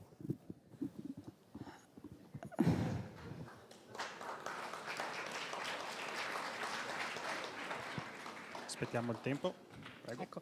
Allora, la questione delle asfaltature è molto semplice, cioè il problema è che in questi anni non sono stati messi denari liquidi, cioè soldi veri per la manutenzione e per le asfaltature, perché le asfaltature erano finanziate dagli oneri di alienazione degli immobili, cosa che non succede molto spesso di vendere un immobile, quindi non si sarebbero mai potute eseguire.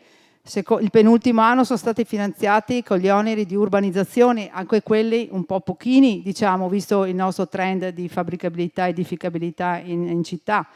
Ora finalmente sono stati messi a bilancio i soldi liquidi, diciamo così, spendibili. Vorrei solo ricordare che c'è stato l'aumento dell'IMU da parte di questa amministrazione, che ha portato a un introito di 1.600.000 euro in più all'anno. Io penso che con quei soldi là c'è un'ampia possibilità di mantenere curato la questione degli asfalti, gli interventi sui marciapiedi e quant'altro.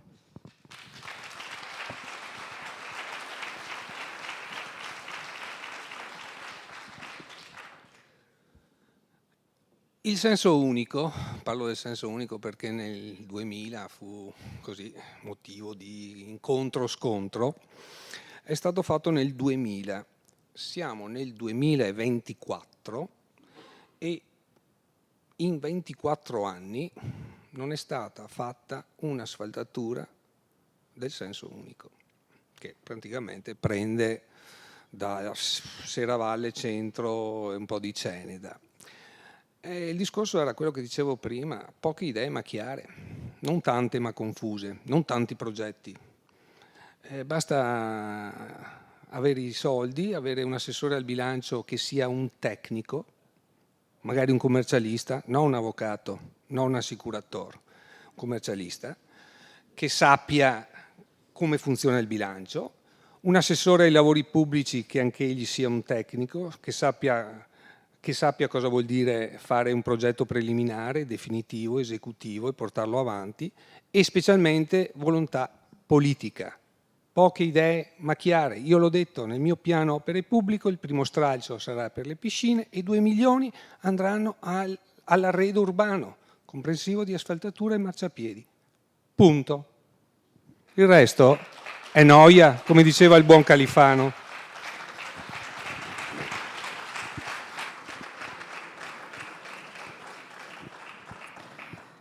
Sì, il tema è spinoso, in effetti deve tornare ad essere un tema ordinario e non straordinario, quindi sicuramente serve una macchina comunale snella, mettere immediatamente in bilancio dei soldi liquidi per gli interventi e chiaramente non procrastinare. Nel momento in cui serve un intervento bisogna agire subito, non solo per le asfaltature. Mi viene in mente per esempio l'incidente al muro del cimitero di Ceneda, cioè quello bisogna farlo immediatamente, anche i morti non votano spesso, ma e soprattutto favorendo per quanto possibile, per chiaramente cifre non esose, aziende della zona, quindi artigiani della zona, quindi mi verrebbe da dire quasi delle squadre di pronto intervento immediatamente finanziabili, che possano agire lì dove serve, perché questo è un tema che riguarda tutti i cittadini del territorio e non è assolutamente eludibile.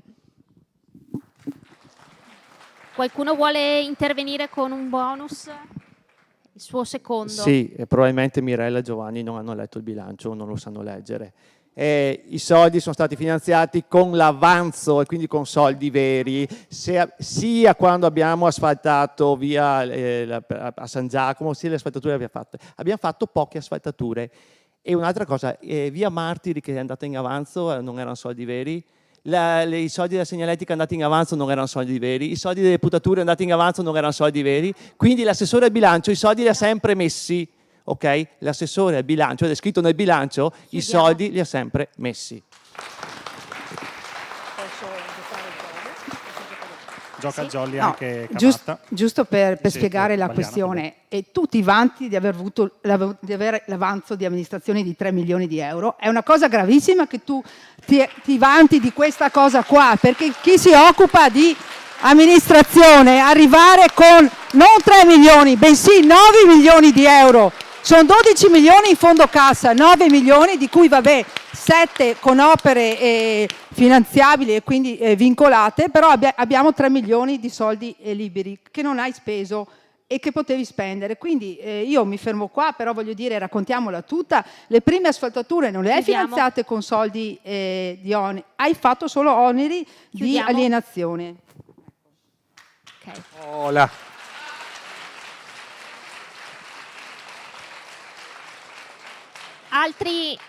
Altri interventi da 30 secondi o andiamo avanti? Andiamo avanti. Pare che Gianluca si è spiegato benissimo. Allora, parliamo dell'aerocampo di San Giacomo di Veglia e partiamo da Mirella Bagliana. 1 minuto e mezzo. Allora, l'ex aerocampo di San Giacomo di Veglia dal giugno 2022 è di proprietà del comune di Vittorio Veneto. Cosa fare ora di questi 8 ettari? Torniamo alla questione priorità e opere strategiche per la città. Allora, abbiamo capito che in città ci sono tantissime situazioni in degrado, e c'è tante situazioni, capannoni vuoti, abbiamo la Mafida, abbiamo tante altre situazioni, non possiamo intervenire su tutti, ci sono delle priorità. Io penso che l'aerocampo in questo momento non sia una priorità per la città, anche perché il progetto ipotizzato con questo famoso concorso IDEDE parlava di 16 milioni di euro di investimento. Dal nostro punto di vista è impraticabile in questo momento per la città, quindi io sono dell'idea di concentrarci assolutamente sulla questione, ad esempio, delle piscine, del recupero di Villa Papadopoli, che sono già 2 elementi assai importanti da portare avanti. Ripeto, sull'aviocampo in questo momento, dal mio punto di vista, potrebbe essere magari utilizzato per altre cose o per un sito naturalista, oppure nel senso che non ha necessità assolutamente di intervento. Ultima cosa, visto che mancano 24 secondi, volevo solo aggiungere per la questione dei campi di rugby o i campi di calcio che eventualmente avrebbero preso posizione in quella zona. Noi pensiamo che il campo del rugby possa trovare spazio all'interno della zona delle piscine, della pista di atletica, quindi nel centro sportivo interno. Il campo da calcio di San Giacomo, naturalmente, se c'è necessità di farlo, troveremo sicuramente un terreno a ridosso della zona di San Giacomo. Ecco. Braido? Concordo con la Mirella Bagliana. Se vuoi ti faccio vice sindaco nella mia giunta. Ritengo che ci siano altre priorità rispetto all'aerocampo, e concordo anch'io che sia meglio accentrare, diciamo, nell'ambito del cosiddetto polo sportivo, come si diceva, che non pensare all'aerocampo, che comunque è stato lì per tanti anni. Non credo. Necessità del campo da rugby sicuramente, lo collocherei anch'io dove diceva la Mirella. Ho finito. Camatta. Sì, anche noi abbiamo... Funziona? Sì. Abbiamo preso contatto con la società di rugby perché attendono effettivamente un campo da rugby da 13 anni e sono una realtà sportiva meritevole del territorio. Sarebbe interessante in realtà che l'Areocampo avesse vocazione sportiva. Certo che 16 milioni sono un po' troppi. Quindi è vero che non è una priorità, è vero anche che però sarebbe interessante percorrere quella strada prima che diventi altro. Questo è il fatto. È vero che anche per noi accentrare le attività sportive in un'unica area è sicuramente ottimale. Non escluderei comunque di valutare magari progetti non così onerosi che potessero dare immediatamente uno sfogo, diciamo, alla società di rugby, perché sapete che per fare una cosa fatta bene non è che serve tantissimo, cioè si può avere un campo, 2 spogliatoi, le strutture ci sarebbero già, è già, voglio dire, un'area libera, quindi perché no? Toglierebbe, diciamo, anche molto traffico verso il centro, quindi perché no? Per noi sarebbe valutabile una situazione di quel tipo, ovviamente non con un progetto così faraonico.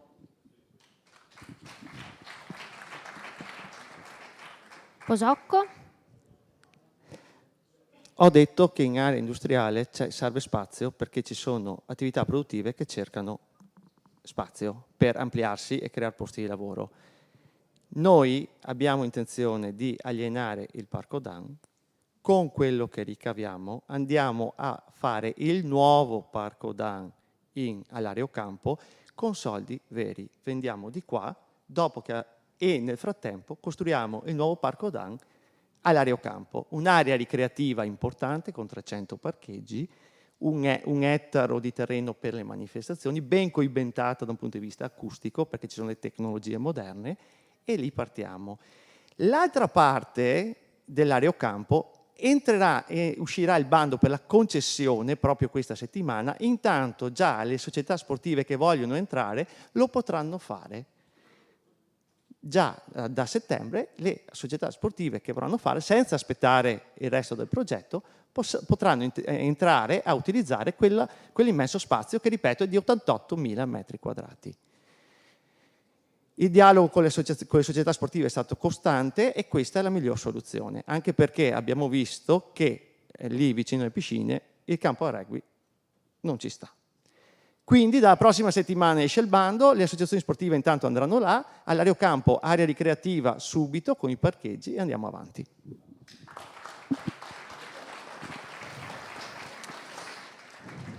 Perfetto, arriviamo a un titolo che ho scritto qui. Sono i sogni perduti. È una domanda un po' particolare, un po' diversa da quelle che abbiamo fatto fino adesso. Perché sembra che questa città abbia smesso di pensare in grande.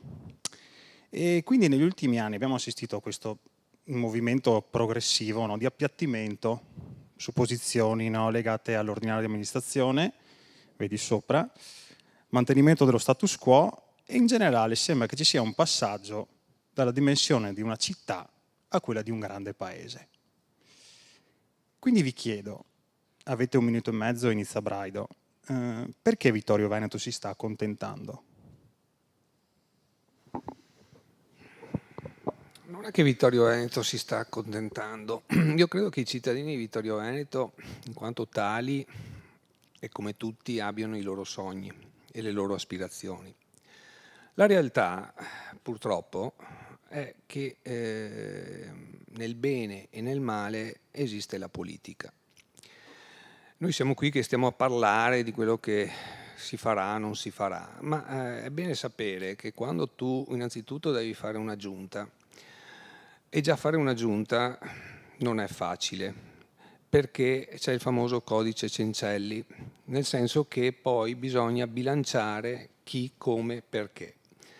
Poi c'è un consiglio, e anche lì abbiamo visto anche recentemente, il consiglio è quello che ti dà la maggioranza. Quindi importante, ecco perché io parlo, è necessario un sindaco dinamico, un sindaco che abbia voglia di fare, perché Vittorio Veneto, secondo me, ha bisogno di un sindaco autorevole, che sappia imporsi, non è detto che sia io, qualsiasi, ma una persona che abbia una visione appunto d'insieme, che abbia poche idee ma chiare, che abbia il coraggio di assumersi le sue responsabilità, perché tanti sindaci spesso e volentieri abdicano, stanno lì e lasciano passare il tempo.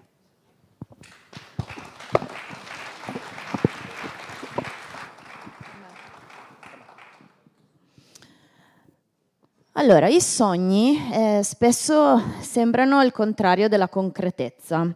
In realtà, come ogni imprenditore sa, sono proprio l'inizio in realtà delle opere. È anche vero che a età diverse si fanno sogni diversi, quindi probabilmente una cittadinanza, diciamo, più anziana ha dei sogni, diciamo, più di sicurezza, diciamo così, e magari più proiettati sui propri figli e nipoti. Probabilmente per tornare a sognare in grande bisogna intanto avere un'unità e una visione proprio a lungo termine di scopo che unisca e bilanci proprio i personalismi, diciamo così. Quindi non focalizzarsi solo sui propri interessi contingenti, ma proprio avere una visione ampia di quella che può essere Vittorio Veneto tra 10-20 anni, sempre pensando che la stiamo diciamo amministrando e dando in eredità a quelli che saranno i nostri figli e nipoti, e quindi anche l'attrazione proprio di giovani forze va proprio in questa direzione, cioè ricominciare a sognare, perché avremo poi la possibilità di vedere realizzati i sogni. Quindi è una sorta di passaggio di testimone e anche di proprio di tornare ad unirsi per un bene comune. Io vedo spesso delle lotte anche all'interno dei partiti, diciamo così, e da cittadina mi fanno male, perché occorre invece andare tutti insieme in un'unica direzione, anche quando serve sacrificare magari in parte un proprio interesse personale.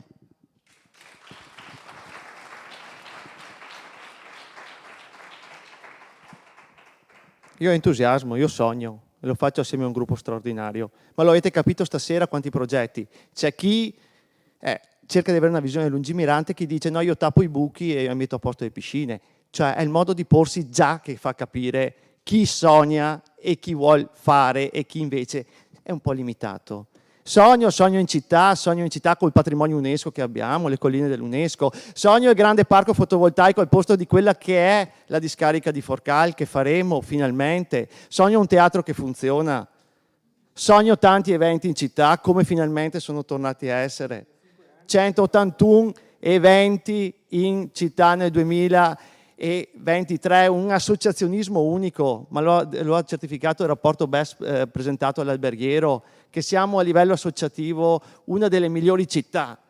Cavoli, allora con tutta questa energia che abbiamo, dobbiamo limitarci a star fermi, a piangerci addosso? No, guardiamo avanti. Abbiamo parlato di città attrattiva, di portare gente, dell'area industriale. Crediamoci, sogniamo, perché già lo facciamo nelle nostre associazioni, già lo facciamo. Lo mettiamo, dobbiamo essere proprio una città che mai siamo stati grandi e torneremo ad essere grandi, ne sono convinto.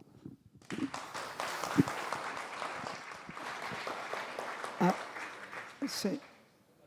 Ok, allora io penso che il sognare è giusto, però è più utile essere anche realisti, no? Cioè, di sognare delle cose raggiungibili, prima cosa.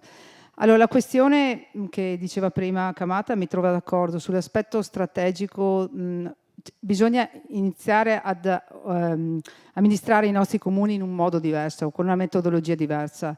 Abbiamo bisogno che le scelte strategiche siano condivise anche con tutte le persone, con tutti i cittadini, soprattutto anche con le altre forze politiche, con la minoranza. Una volta avviato questo percorso di scelte strategiche, ecco che poi l'amministrazione fa la questione ordinaria e inizia questo percorso di sistemazione della città. Se c'è questa condivisione si può andare avanti, viceversa si continuerà uno a fare una cosa e un altro a farne un'altra. Un'altra cosa che vorrei sottolineare: il sogno passa anche attraverso l'apertura mentale a 360 gradi. I nostri comuni devono iniziare ad fare una politica di ampio respiro. Cosa intendo? Dobbiamo lavorare con i comuni contermini, dobbiamo istituire un'area vasta. Prima facevamo riferimento all'UNESCO, noi di Vittorio Veneto e dell'UNESCO praticamente non abbiamo nemmeno sentito nulla, nel senso abbiamo solo firmato il protocollo, ma tutti gli eventi, tutti i convegni sono stati fatti altrove. Noi siamo in core zone, per io di Vittorio Veneto per quanto riguarda l'UNESCO non ho visto assolutamente nulla, qua è tutto da rimettere in piedi. Ecco.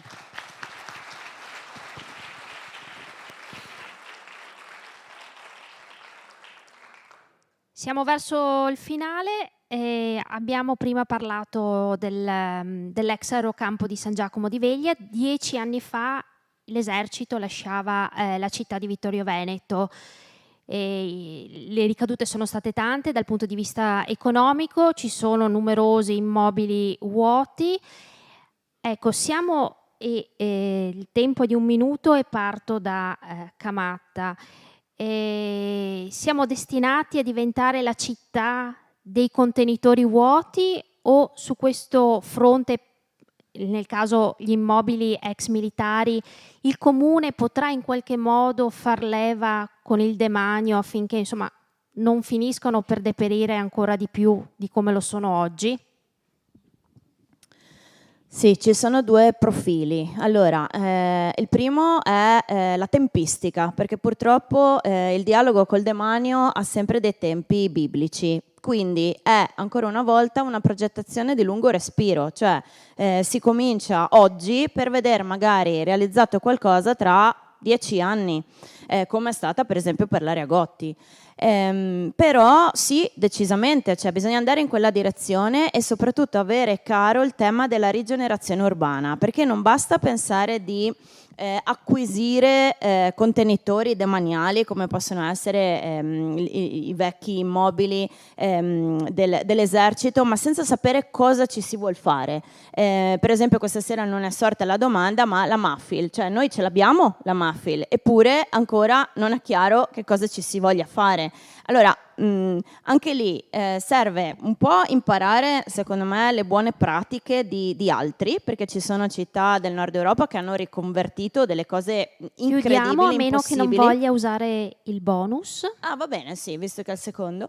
E dall'altro punto di vista chiaramente serve una coesione sociale e una coesione amministrativa, nel senso che se io inizio oggi un progetto e poi cambia l'amministrazione, cambia il colore del partito e quel progetto non viene portato avanti, è tutta fatica sprecata. Quindi ancora una volta è un appello veramente alla lungimiranza, al mettere da parte gli interessi personali e guardare quello che può essere il futuro della città, a prescindere da chi sarà ad amministrarlo. Posocco? Sì, parto dalla Gotti, 3.500.000 euro investiti, chiusura lavori entro 350 giorni, abbattono tutti i capannoni, 22 dovrebbero essere, vengono fatti tutti i sottoservizi, 2 strutture da 300 metri quadrati l'una a servizio delle associazioni, verranno collocate la Proloco e l'AVAB e altre associazioni, verrà creata una piattaforma in grado di ospitare una struttura coperta che può fungere da mercato oppure anche da presentazioni di eventi, e tutto questo, i tempi di chiusura sono 350 giorni. Il resto degli immobili, che sono tanti, c'è un dialogo costante con il demanio perché sono di proprietà loro, ci abbiamo provato con gli appartamenti in via Duca d'Aosta, continuerà questa interlocuzione col demanio, anche perché avanziamo tanti soldi di IMU, hanno pagato il 2023 ma 5 anni indietro per 700.000 euro devono ancora pagare. Bagliana? Sì, piccola questione della Gotti, vorrei soffermarmi un attimo.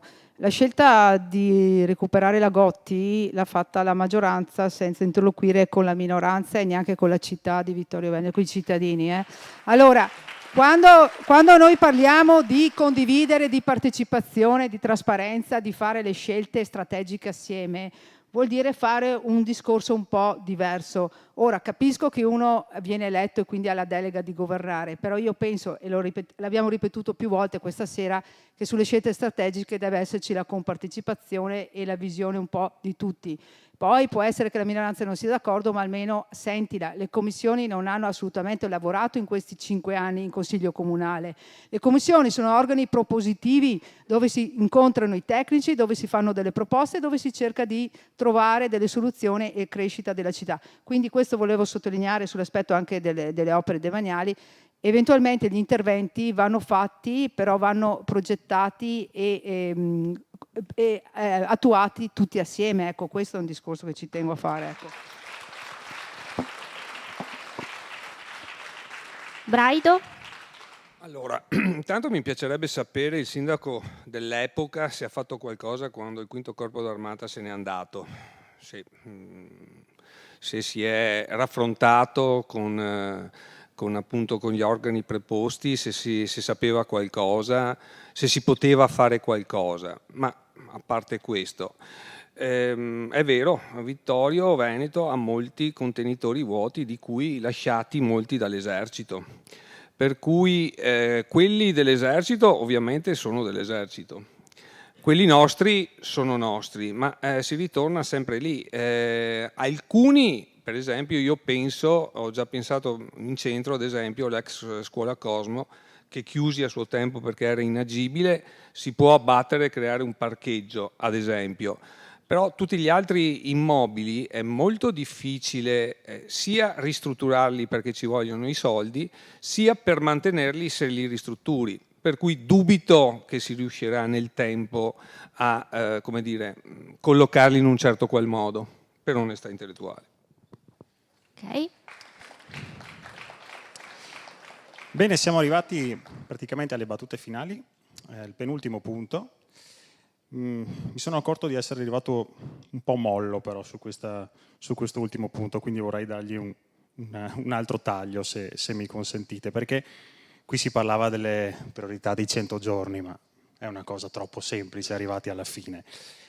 Vi chiederei invece, avete il coraggio a favore di telecamera di fare delle promesse per questi 100 giorni a favore di telecamera, a favore quindi di qualcosa che rimarrà e che potrà andare a essere preso negli anni, no? Per vedere se poi sono state fatte queste cose, non solo nei primi 100 giorni, nel primo anno, nel secondo, nel terzo. E quindi quali sono queste priorità? Però vorrei un'assunzione di responsabilità, se non una promessa, almeno un impegno. Tempo 1 minuto, inizia Posocco. Variazione bilancio, soldi per la biblioteca e la sistemazione della Fontana del Cardinale e un po' di sistemazione del ferrocavallo. Far partire i lavori all'ex Carnielli immediatamente. Rinnovare immediatamente le convenzioni con le associazioni che gestiscono i terreni, i parchi pubblici. Cozzuolo, Parco Dan, Torre di San Floriano, Carpesica, pescatori liberi sulla spiaggia del Lago Morto. Far partire i lavori via Roma, mettere in bilancio immediatamente i soldi per via Martiri. Queste sono le priorità facilissime nei primi 100 giorni.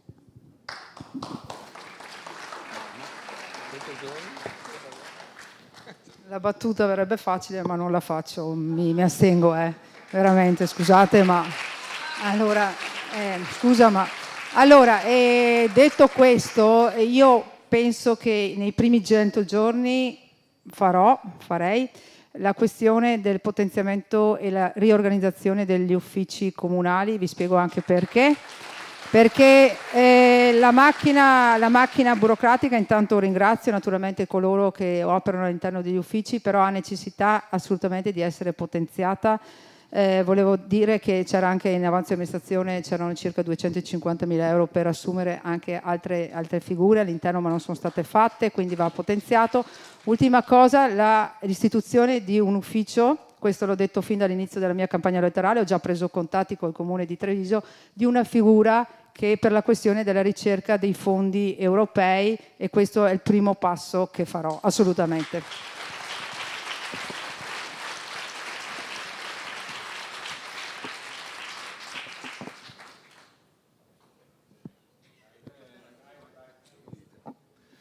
Beh, una cosa l'ho ottenuta da candidato sindaco. Dopo 10 anni la banca ha sistemato il marciapiede di fronte al municipio. E vorrei anche un applauso, perché 10 anni e facendolo da candidato sindaco l'ho fatto sistemare. Per quello che riguarda quello che farò, l'ho già detto, metterò nel piano opere pubbliche il primo stralcio della piscina e 2 milioni andranno in arredo urbano.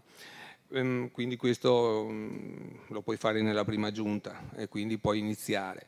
Una cosa un po' più lunga è quello che è fondamentale per iniziare bene, ed è la sistemazione e il rapporto con il personale degli uffici comunali, perché senza i dipendenti non esiste amministrazione.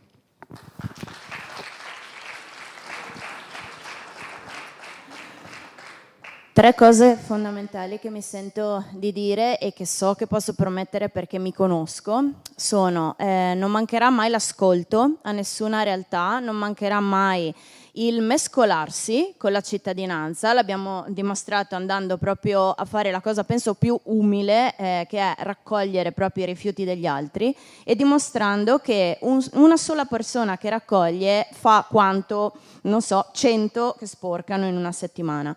Quindi veramente ripartire dalle cose semplici, basiche, però anche ridare fiducia al cittadino, perché vedere un sindaco, degli assessori che sono per la strada e fanno delle cose è fondamentale. Poi riorganizzazione della macchina comunale, fondamentale, perché senza una squadra non si possono fare le azioni, e la nomina degli assessori deve essere persone tecniche, quindi che sappiano fare le cose, e questo lo può fare solo una rete civica come la nostra. Si scelgono le migliori menti della città senza guardare se sono dei tuoi oppure no.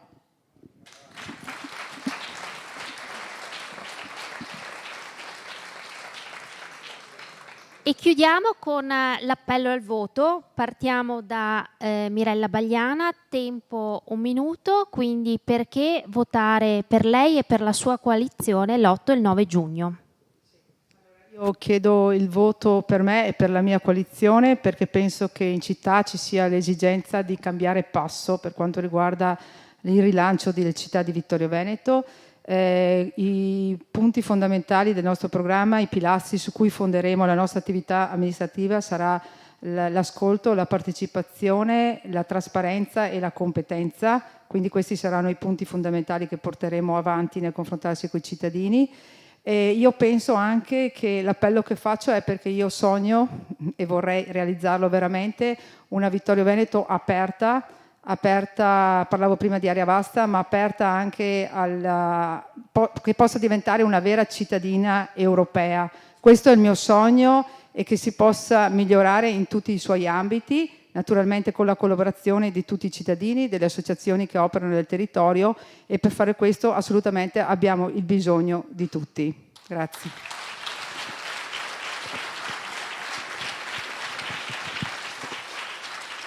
Appello al voto di Giovanni Braido.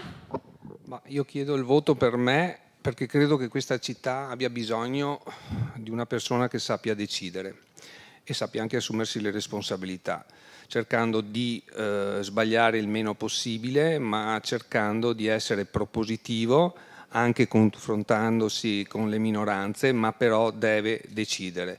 Io credo di non essere un uomo per tutte le stagioni. Chi mi conosce sa che nel bene e nel male io ascolto, ma so decidere e non cambio casacca quando il tempo non è buono. Sono sempre stato dritto nelle mie intenzioni, nella mia volontà, e credo di poter fare molto per questa città. Colgo anche l'occasione, visto che ho 10 secondi, per ricordare una persona che è l'avvocato Giacomo Caldart, un mio collega, una persona che è mancata, e voglio fare le condoglianze, e colgo l'occasione per fare le condoglianze alla famiglia, a tutti. Grazie. Luisa Camatta, perché votare per lei e per Rete Civica? Beh, intanto perché votare? Perché al momento il maggior partito è quello degli astensionisti e dei delusi. Noi li abbiamo incontrati per le strade, sono venuti a parlarci, ci abbiamo dialogato perché profondamente li capiamo, e quindi secondo me la prima cosa è proprio ridare fiducia a queste persone attraverso proprio una iniezione di onestà, come dire, e anche perché per noi, perché siamo una rete civica, quindi siamo un gruppo di cittadini tra i cittadini che abbiamo a cuore prima di tutto la nostra città e non una carriera politica, voglio dire, ma la nostra città, il bene pubblico, e perché noi qui operiamo, l'abbiamo scelta profondamente, ne siamo innamorati e non vogliamo vivere in nessun altro posto al mondo. Siamo disposti a scegliere le migliori menti da qualunque gruppo, proprio perché Vittorio Veneto deve rinascere sotto i migliori auspici.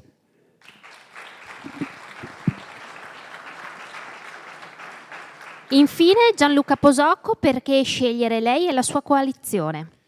Scegliere me e la mia coalizione perché sono una persona concreta, decisa, lungimirante e soprattutto perché sono circondato da una squadra di persone di elevata qualità professionale, molto impegnati in tutti i livelli, anche nel mondo associativo, e per questo chiedo a tutti i cittadini, visto che c'è la possibilità, di leggere i curriculum di tutte le persone, di tutte le liste e fare le valutazioni, perché se uno si informa sa poi cosa votare. Grazie.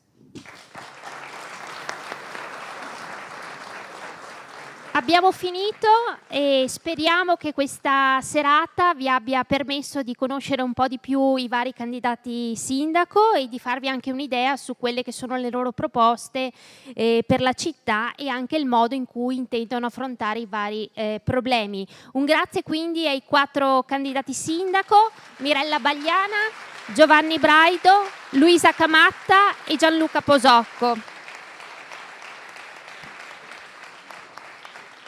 Grazie anche al seminario che ci ha ospitato, in particolare ad Alessandro e Monica. Un grazie a tutto lo staff della Tenda TV, partendo da Federico Campodall'Orto alla regia, e poi tutti i vari tecnici che hanno contribuito: Mirko Andretta, Michele Dalmagro, Davide Parpinello, Francesca Stori e Matteo Ruzza. Come città che vorrei, vi ricordo sempre l'appuntamento il lunedì sera e il giovedì alle ore 21 per proseguire nel viaggio a conoscenza delle varie liste dei candidati a sostegno dei candidati sindaco. E inoltre vi diamo appuntamento il 10 giugno per una maratona elettorale, seguiremo passo dopo passo lo spoglio. Con questo è tutto e buonanotte a tutti e grazie per essere stati con noi. Arrivederci.